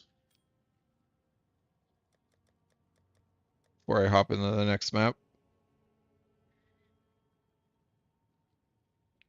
So I'll show you my quarterstaff so you can know the BIS stats. Melee skills, critical hit chance, elemental damage with attacks, critical damage bonus, and flat damage in that order. This one I didn't do critical damage bonus because I just didn't roll it, and leech physical damage as mana is great for Acolyte because that's a big reason why the build is good. Asta, nice to see you again, man. I am doing really well. We made YouTube partner, so it's really exciting. Hey, Skull, have a good night, man. Sleep good.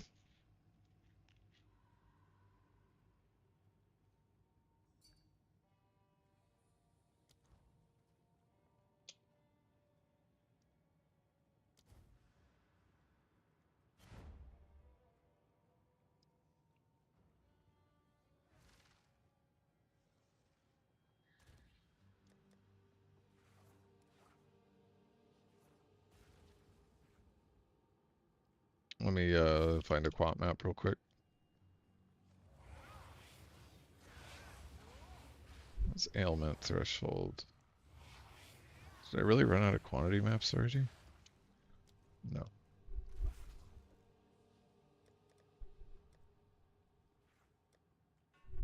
All right. Let me make sure I have my settings on correct that you can join my party options right here. All party members. Okay, great. Forge, I hate it. Steaming Springs, that one's good.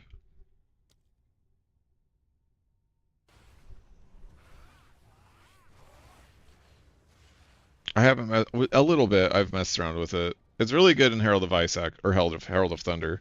I've kind of forgot about Embitter for Herald of Thunder. I should have been thinking about that a little bit more.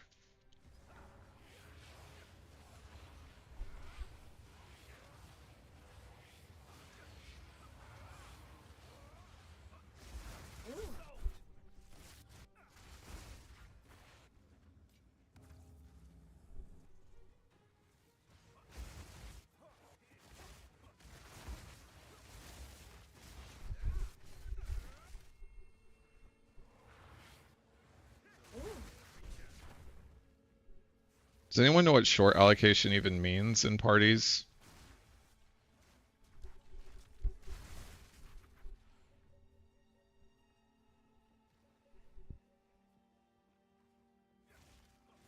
I'm just going to change it to free for all, actually.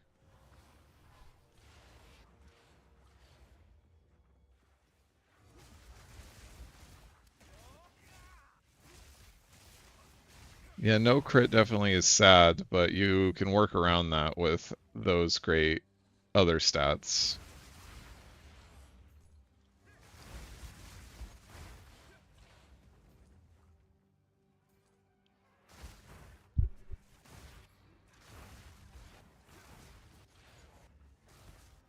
Do you have to be like close to me? I've honestly never. This is the first time I've ever partied Ooh.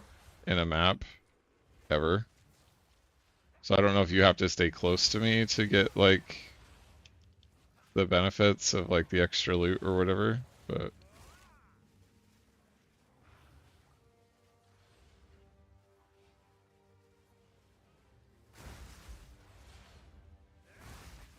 Mm. Ooh.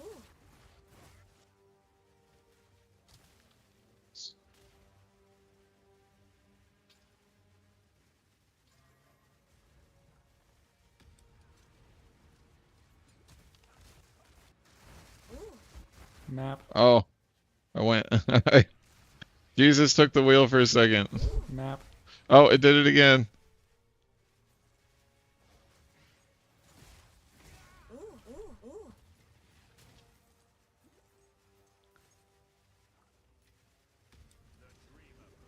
Map. Map.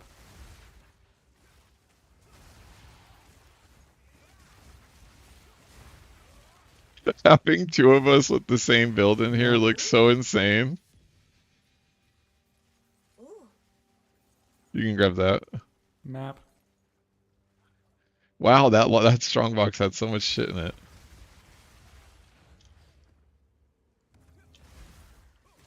How does like ritual work in parties? I've never partied. Like honestly, this is crazy to me.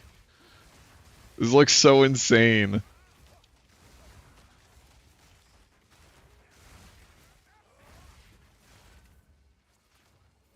Ooh. Ooh.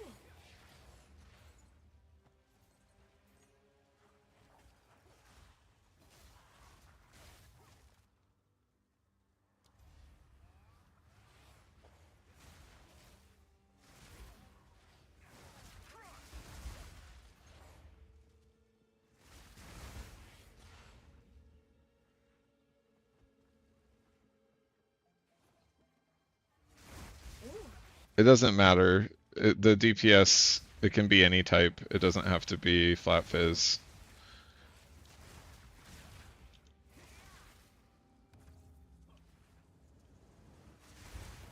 I know you do. I've always known that. I've just never actually like played in a party, so I don't know what some of the rules are.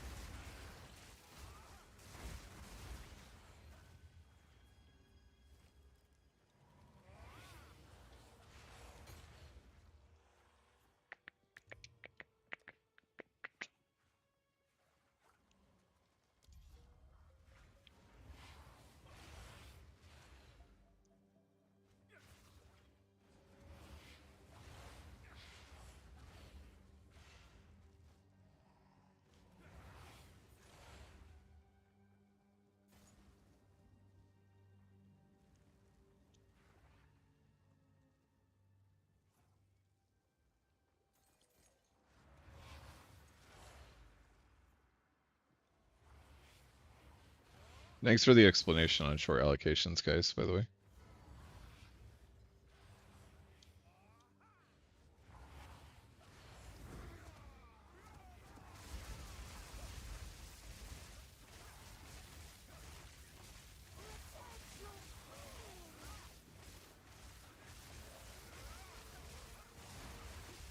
Ooh. Map.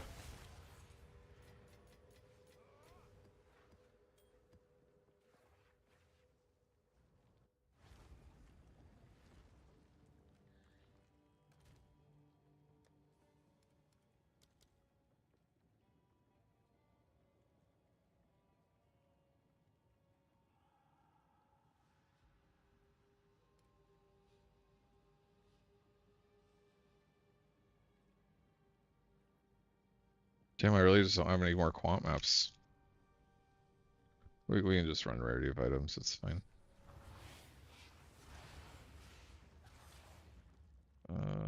Pick a good one, pick a good one. This one has number of monster packs, and then I've got to dump a bunch of stuff real quick. Awesome. Alright, next one. Oasis again. I'm just double checking all of these maps to see if there's one I specifically want to play. Let's do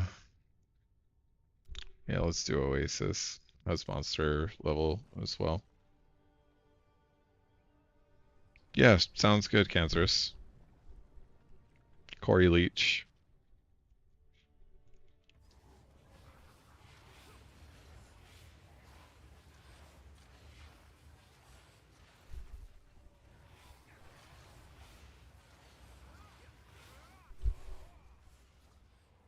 Honestly, just grab whatever, Brandon. You don't have to like not loot anything.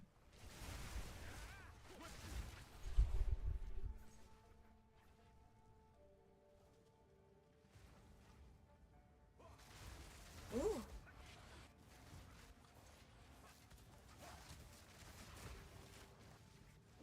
Ooh. Ooh. Ooh.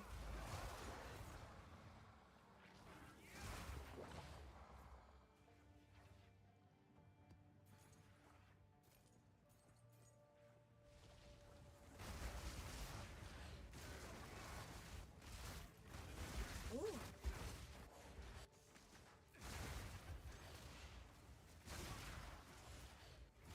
Ooh. Ooh. Ooh.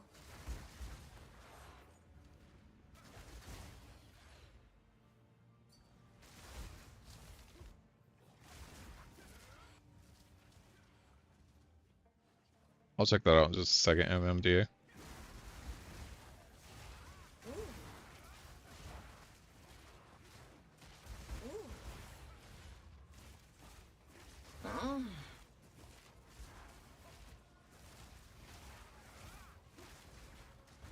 Ooh. Ooh.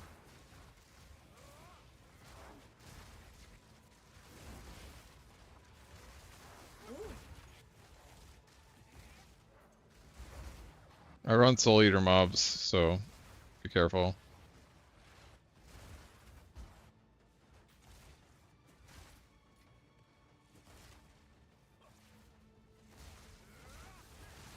Map.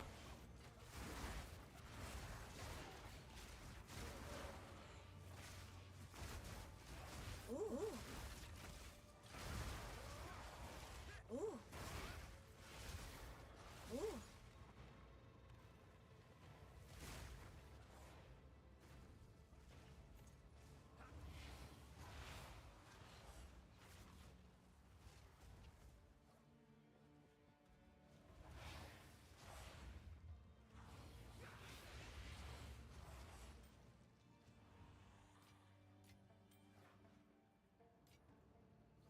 I can check it out. Join the Discord. I don't think it's linked here, but it's linked in a bunch of my other videos. And if you link your Poe Ninja, there's tons of people in the Discord that will help out, or even me, I'll help out. Um, that bolting's pretty damn good. The accuracy rating definitely sucks. The life leech sucks. The stun duration sucks. But otherwise, it's decent. It's not like I wouldn't go out of my way to buy that. It's at least one good modifier away from being really good. If that was like 5% crit, like 4 or 5% crit, then yeah, I'd really say that that's a good one. But yeah, I did craft my staff. Uh,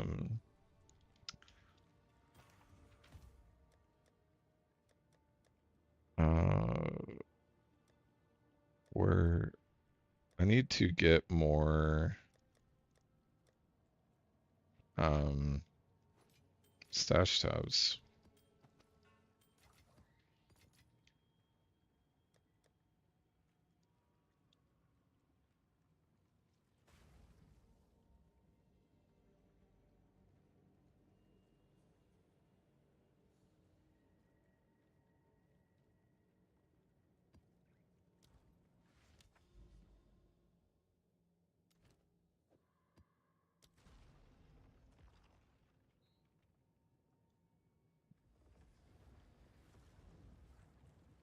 Dropped it from a boss. Yeah. A lot of the bosses are just have like really great loot in general lately. because of the changes to what they did to Boss Loot, making it have more tiered items that can drop.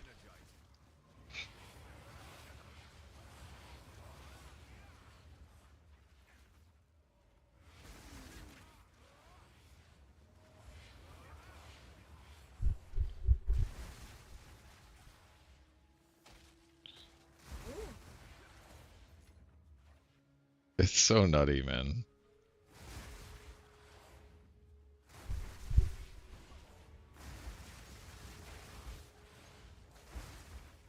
Covetous Shrine.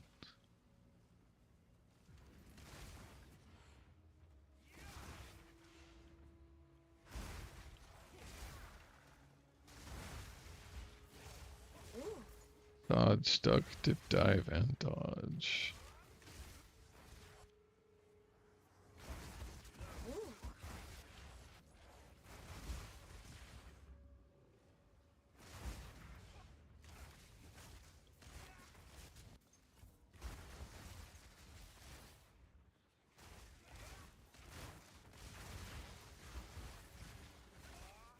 Ooh. Ooh.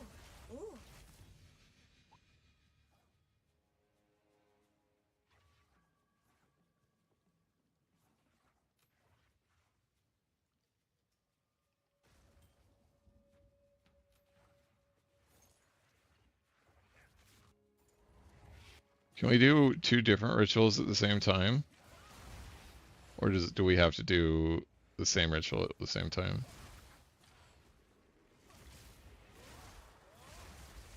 Yeah, Bogue. I am running with the crit gloves.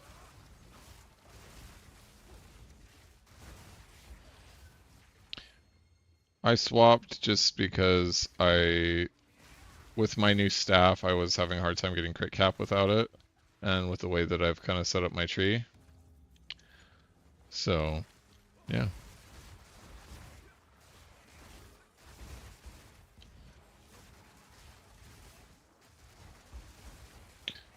I do more damage because of the changes I was able to make to my tree using the crit gloves, the Yatsuri's Acuity versus melee damage gloves. The melee skills gloves, I should say. Ooh.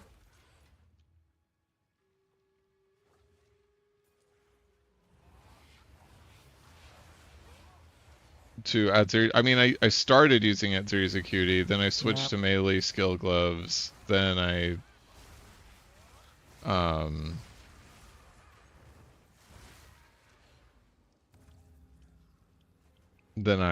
whatever it's called, um,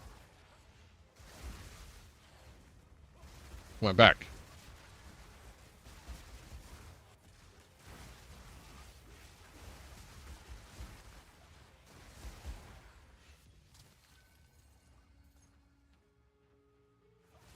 Ooh.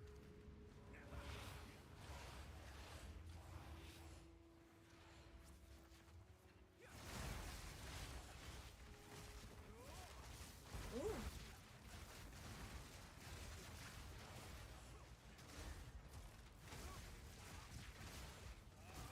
Ooh.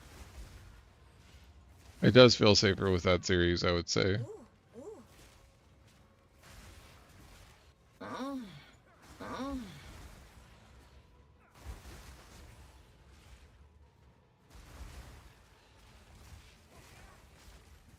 Ooh.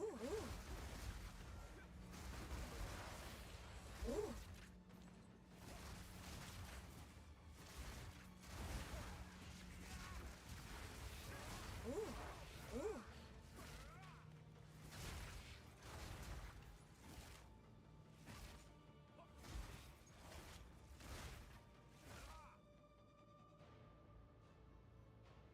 Yeah, man.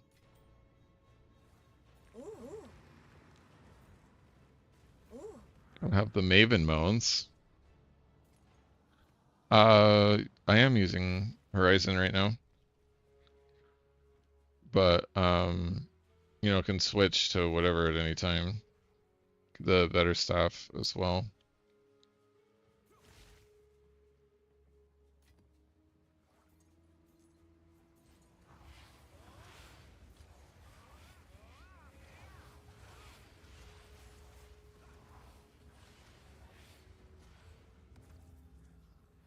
Sorry, last ritual. Why wasn't it let me use it?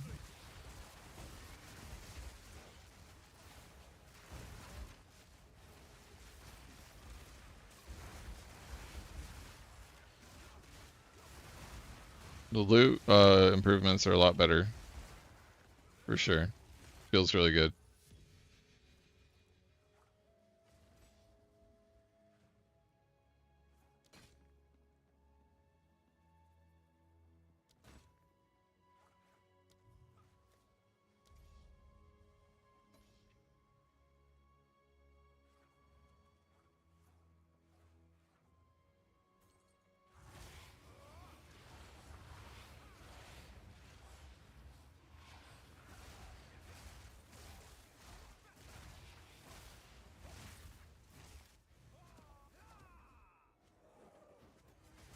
You, I wasn't in range. I needed to be in range.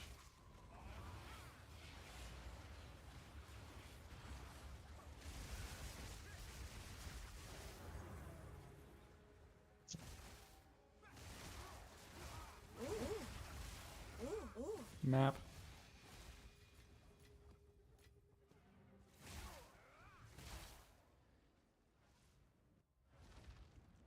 I wouldn't say it's inflated. A little bit, but not anything crazy. It's like not as bad as point one right now.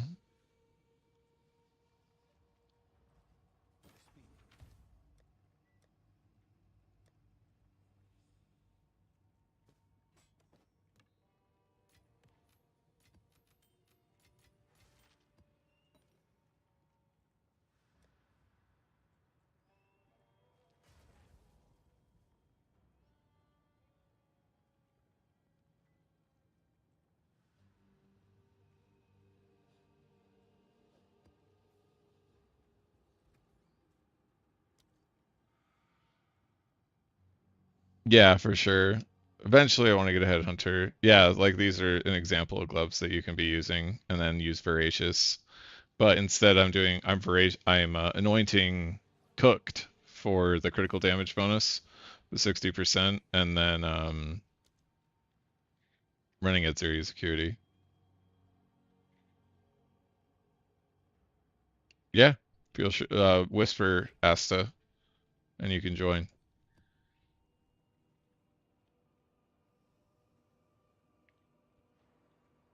Corey Leach.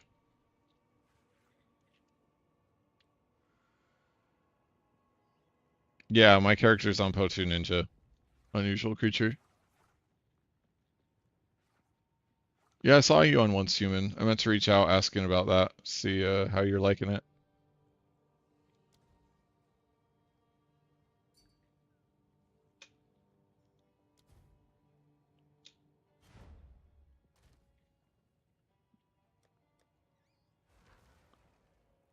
I feel like there was something I was going to do, but I don't remember. So we're just going to go to another map. Seepage, Barrel Bog, Abyss, Hive, Backwash. We'll do Backwash. Is Backwash in range? This Backwash is.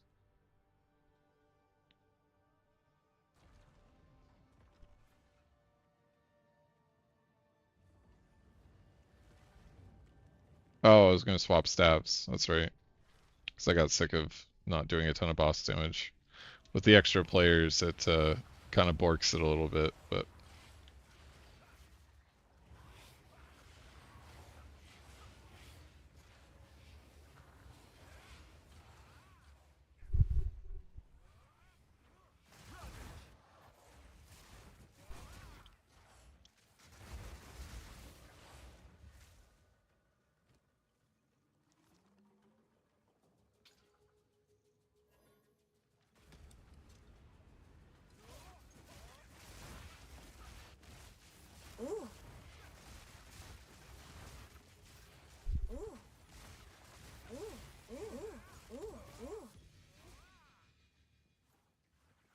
you guys can grab that stuff.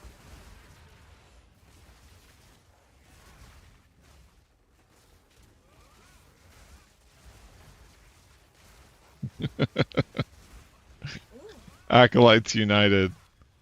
Stream it later today. All right, sounds good, man.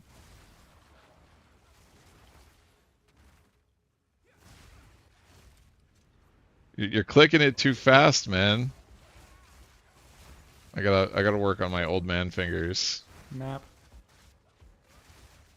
Ooh.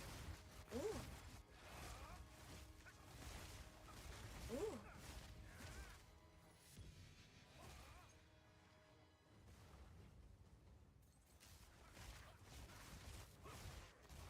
Oh, why'd you go and do that, dog? Ooh. Ooh.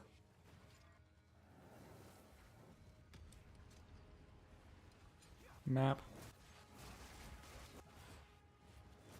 Map. Well, it's good to see you pop in, my friend.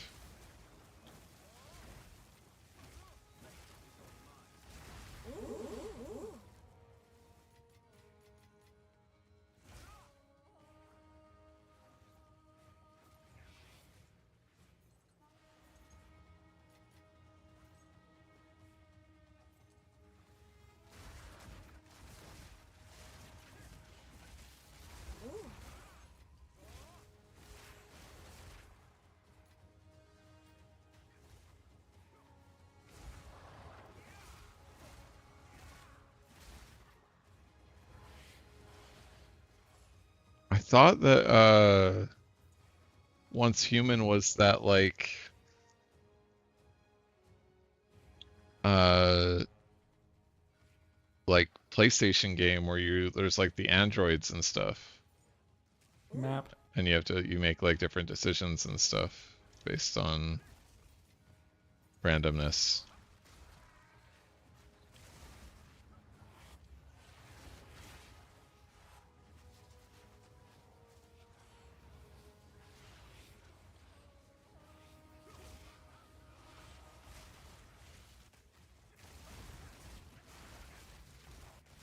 Ooh. Ah. Ooh.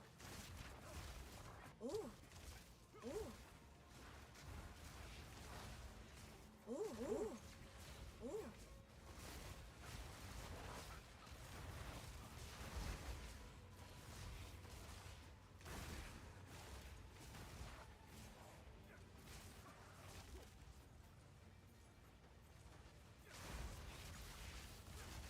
Ooh.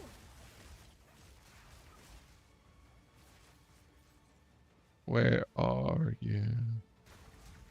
Okay, I didn't. My mistake.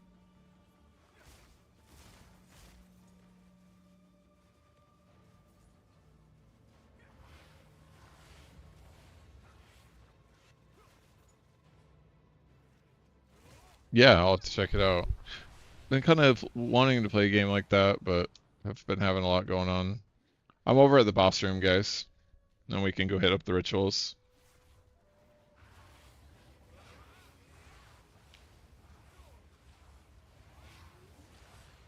They changed her voice line. She doesn't say "Sire, my heir" anymore. Feels bad, man.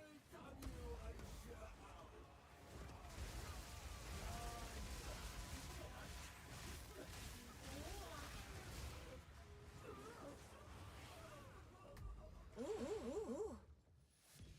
Map. You guys can grab all that. I'm just gonna take the chaos.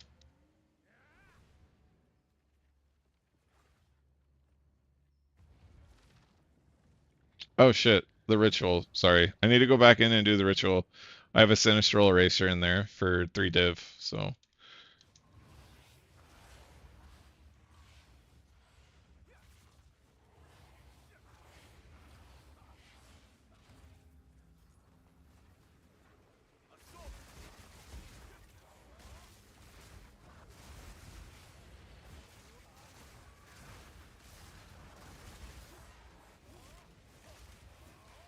Ooh. Ooh.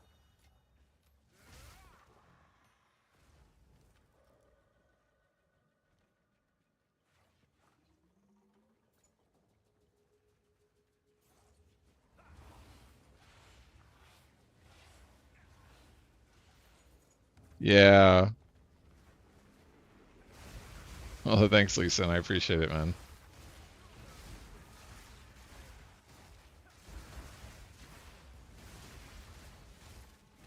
Ooh, ooh.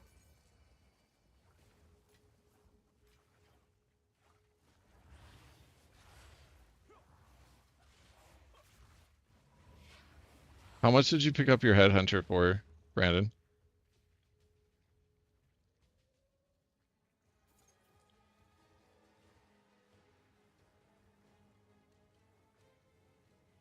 Where's the last one? Oh, Crisis is over there doing it. Nice.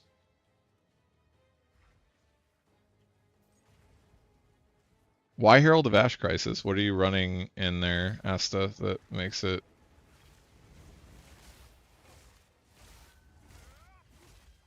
26 divs? Yeah, that tracks.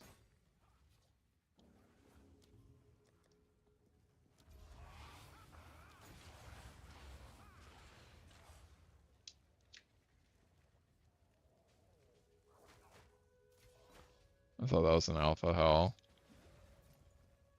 Almost nutted. Wait, what? Where was that? Is that in there?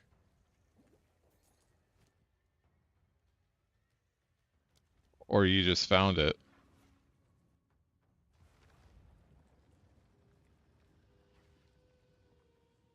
Yeah, you can.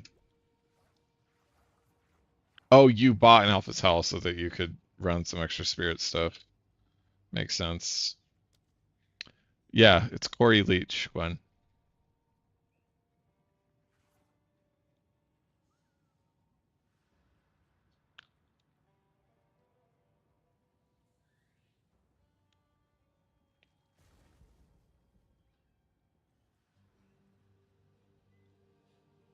In that last map?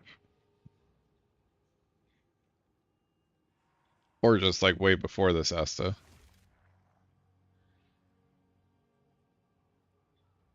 Yeah, you can definitely do it at level 81 Sevi.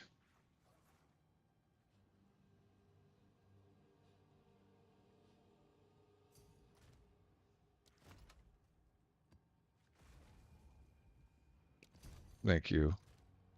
Sorry. I'm waiting on Baloo to get in here, so give us a second.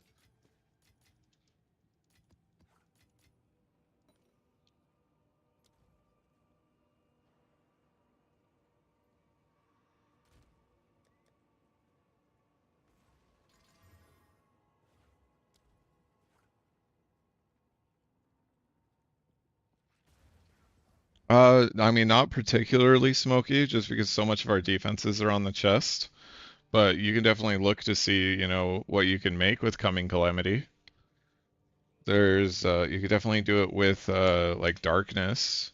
That would be, like, because you get all the free spirit, heralds from that.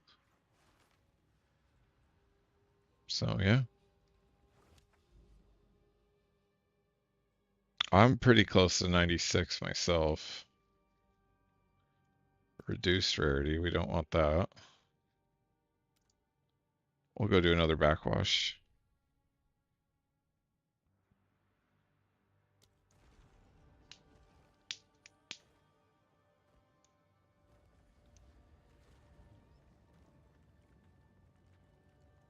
Because darkness takes away all of your whatever it's called, spirit, but darkness also gives you a bunch of damage as extra chaos. So coming calamity could be something that you put together with darkness. It's just, oh no, I didn't know the map had temp chains. Sorry, I didn't mean to put that in there. Now you just get to watch us all do this map in slow motion.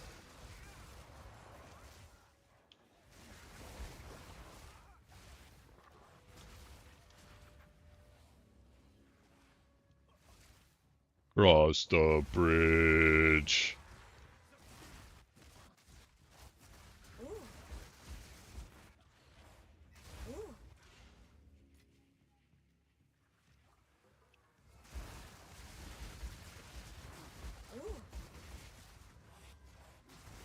Ooh. Ooh. I haven't been doing a ton of mapping. I've been doing a lot of like helping people out with the build. Like, oh yeah, hey, you do this, do this, do this. So I've been spending a lot of time in Hideout just helping people understand the build stuff out with people. I'm gonna try.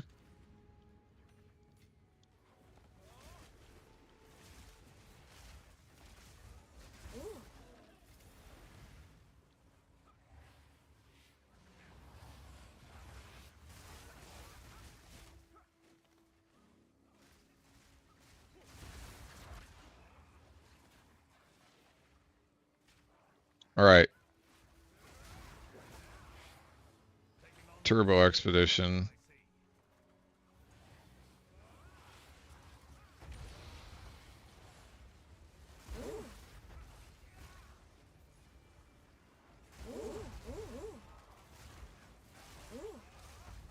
They're spooky, be careful.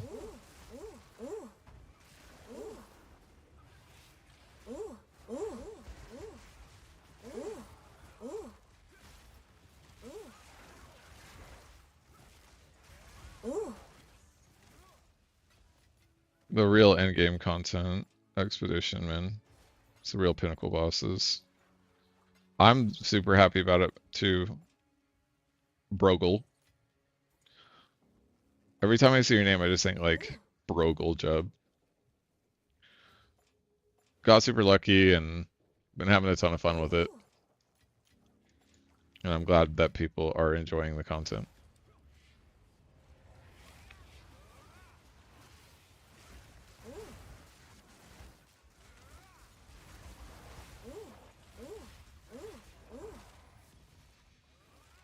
I'm super surprised we haven't had a div drop yet.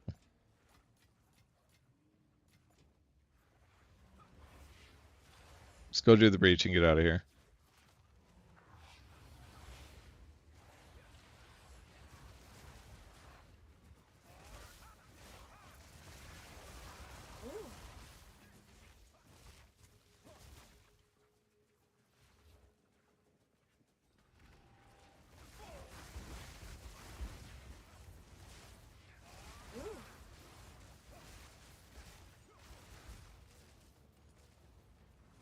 What is your staff, Brandon?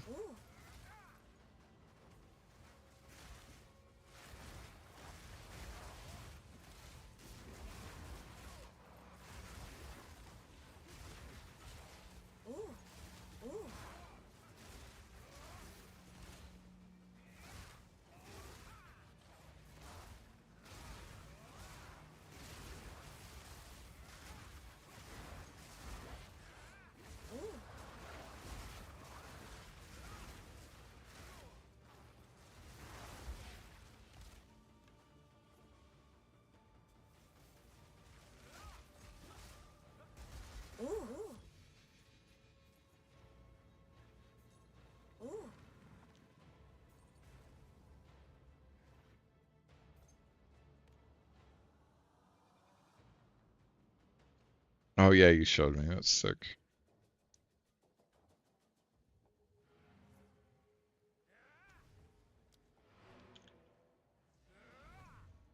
Could definitely be better, but it has really great suffixes.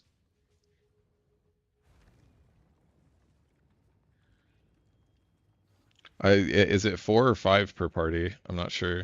If I do, then great, but I don't know what it is.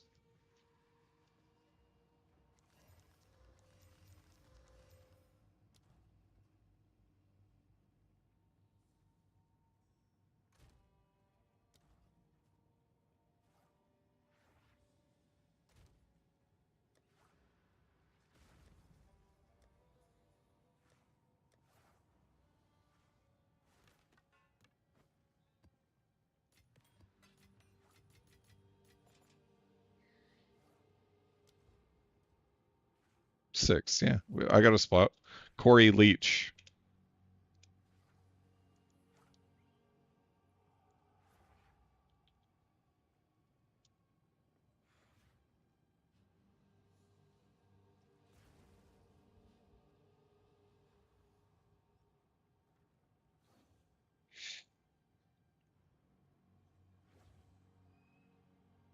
Yeah, Harvey, the freaking flicker skills are crazy. I swapped my staff to my real staff, so things should be going a bit better for us.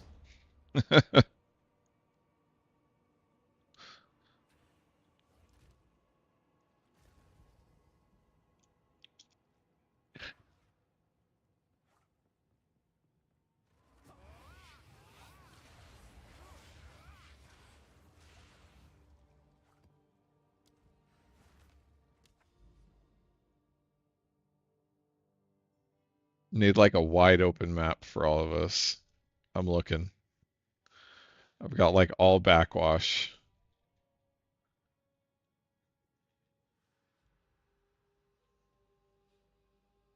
We can do Savannah, actually.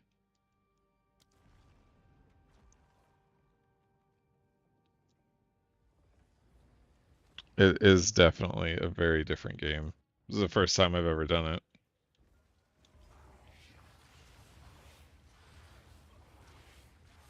I think it's so funny watching all of us get into the map and then we're just sitting here like sacrificing skeletons.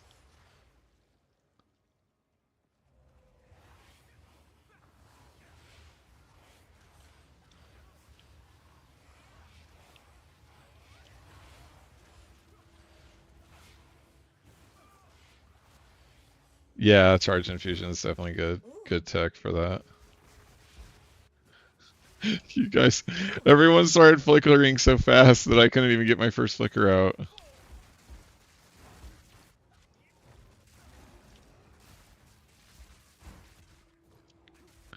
We're just getting teleported around like ping pong balls, man. It's not even working. We're breaking the server. Oh my god. Oh shit.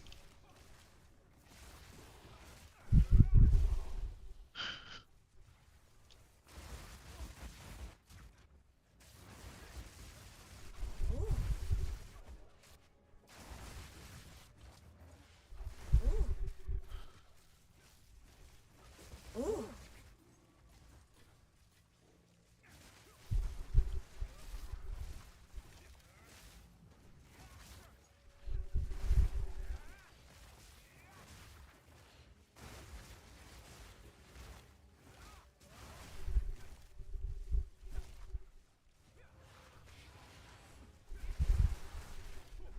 Ooh.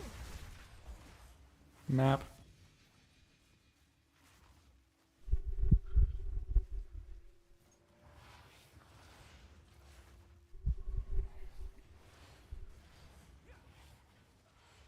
All right, how juice can we get this expedition? We need everyone. This is the real pinnacle content. Let's go.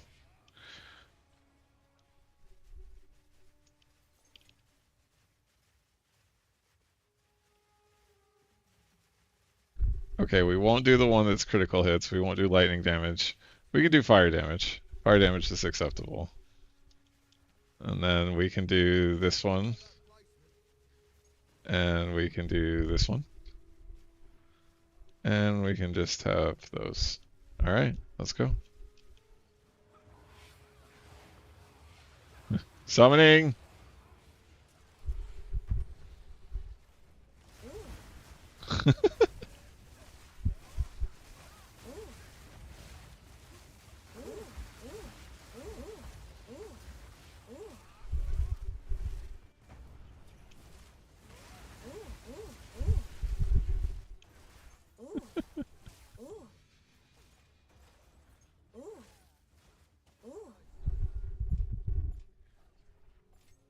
To the boss.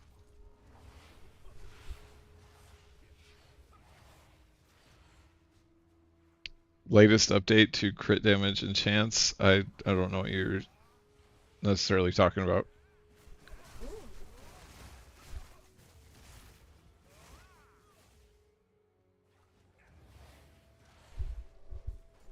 Like on my character?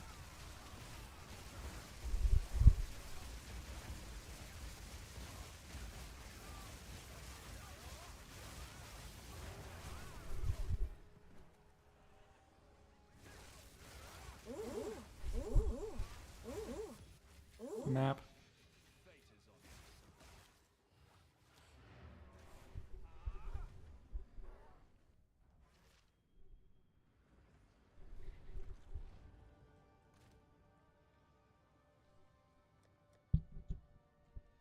All right, guys. That was a shit ton of fun. I think I'm gonna chill on group maps for a minute. But thank you so much for hopping in. That was really cool. That was so much shit going on my screen that couldn't even understand what was happening. But that was a shit ton of fun. Yeah, maybe that's what it is. It's like trying to find a shared server for all of us to go to.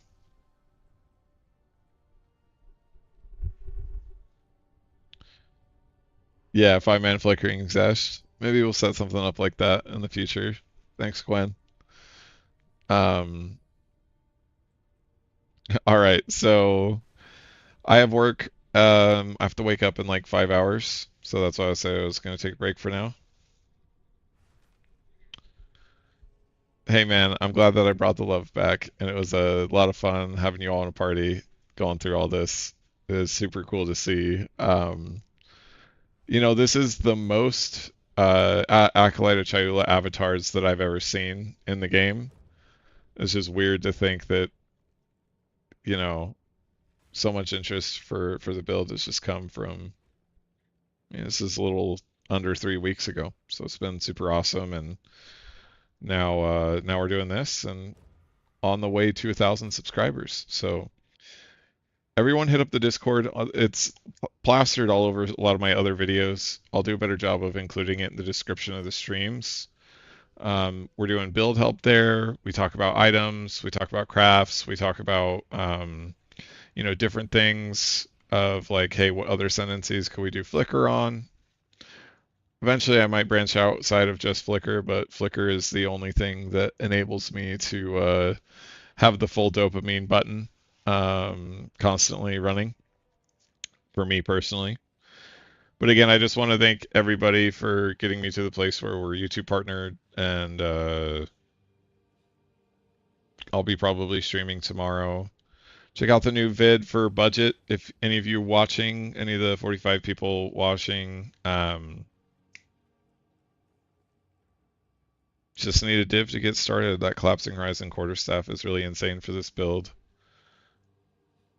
I suck at outros. Honestly, I'm ready for bed. I'm pretty tired. I was like falling asleep a little bit earlier. So I'm glad we got a bunch of people in a party so I could see my screen explode a little more because that woke me up quite a bit. Gonna go get a snack, gonna go to bed. I will be on tomorrow, most likely. If I'm not on tomorrow, I will for sure be on Wednesday. And then if you're in the Discord, you'll get announcement chats for that, and that's what I'll say for the outro, and we'll be done. Oh, you didn't, Asta? Damn, dude. I thought I did at everyone. So have a good night, everybody.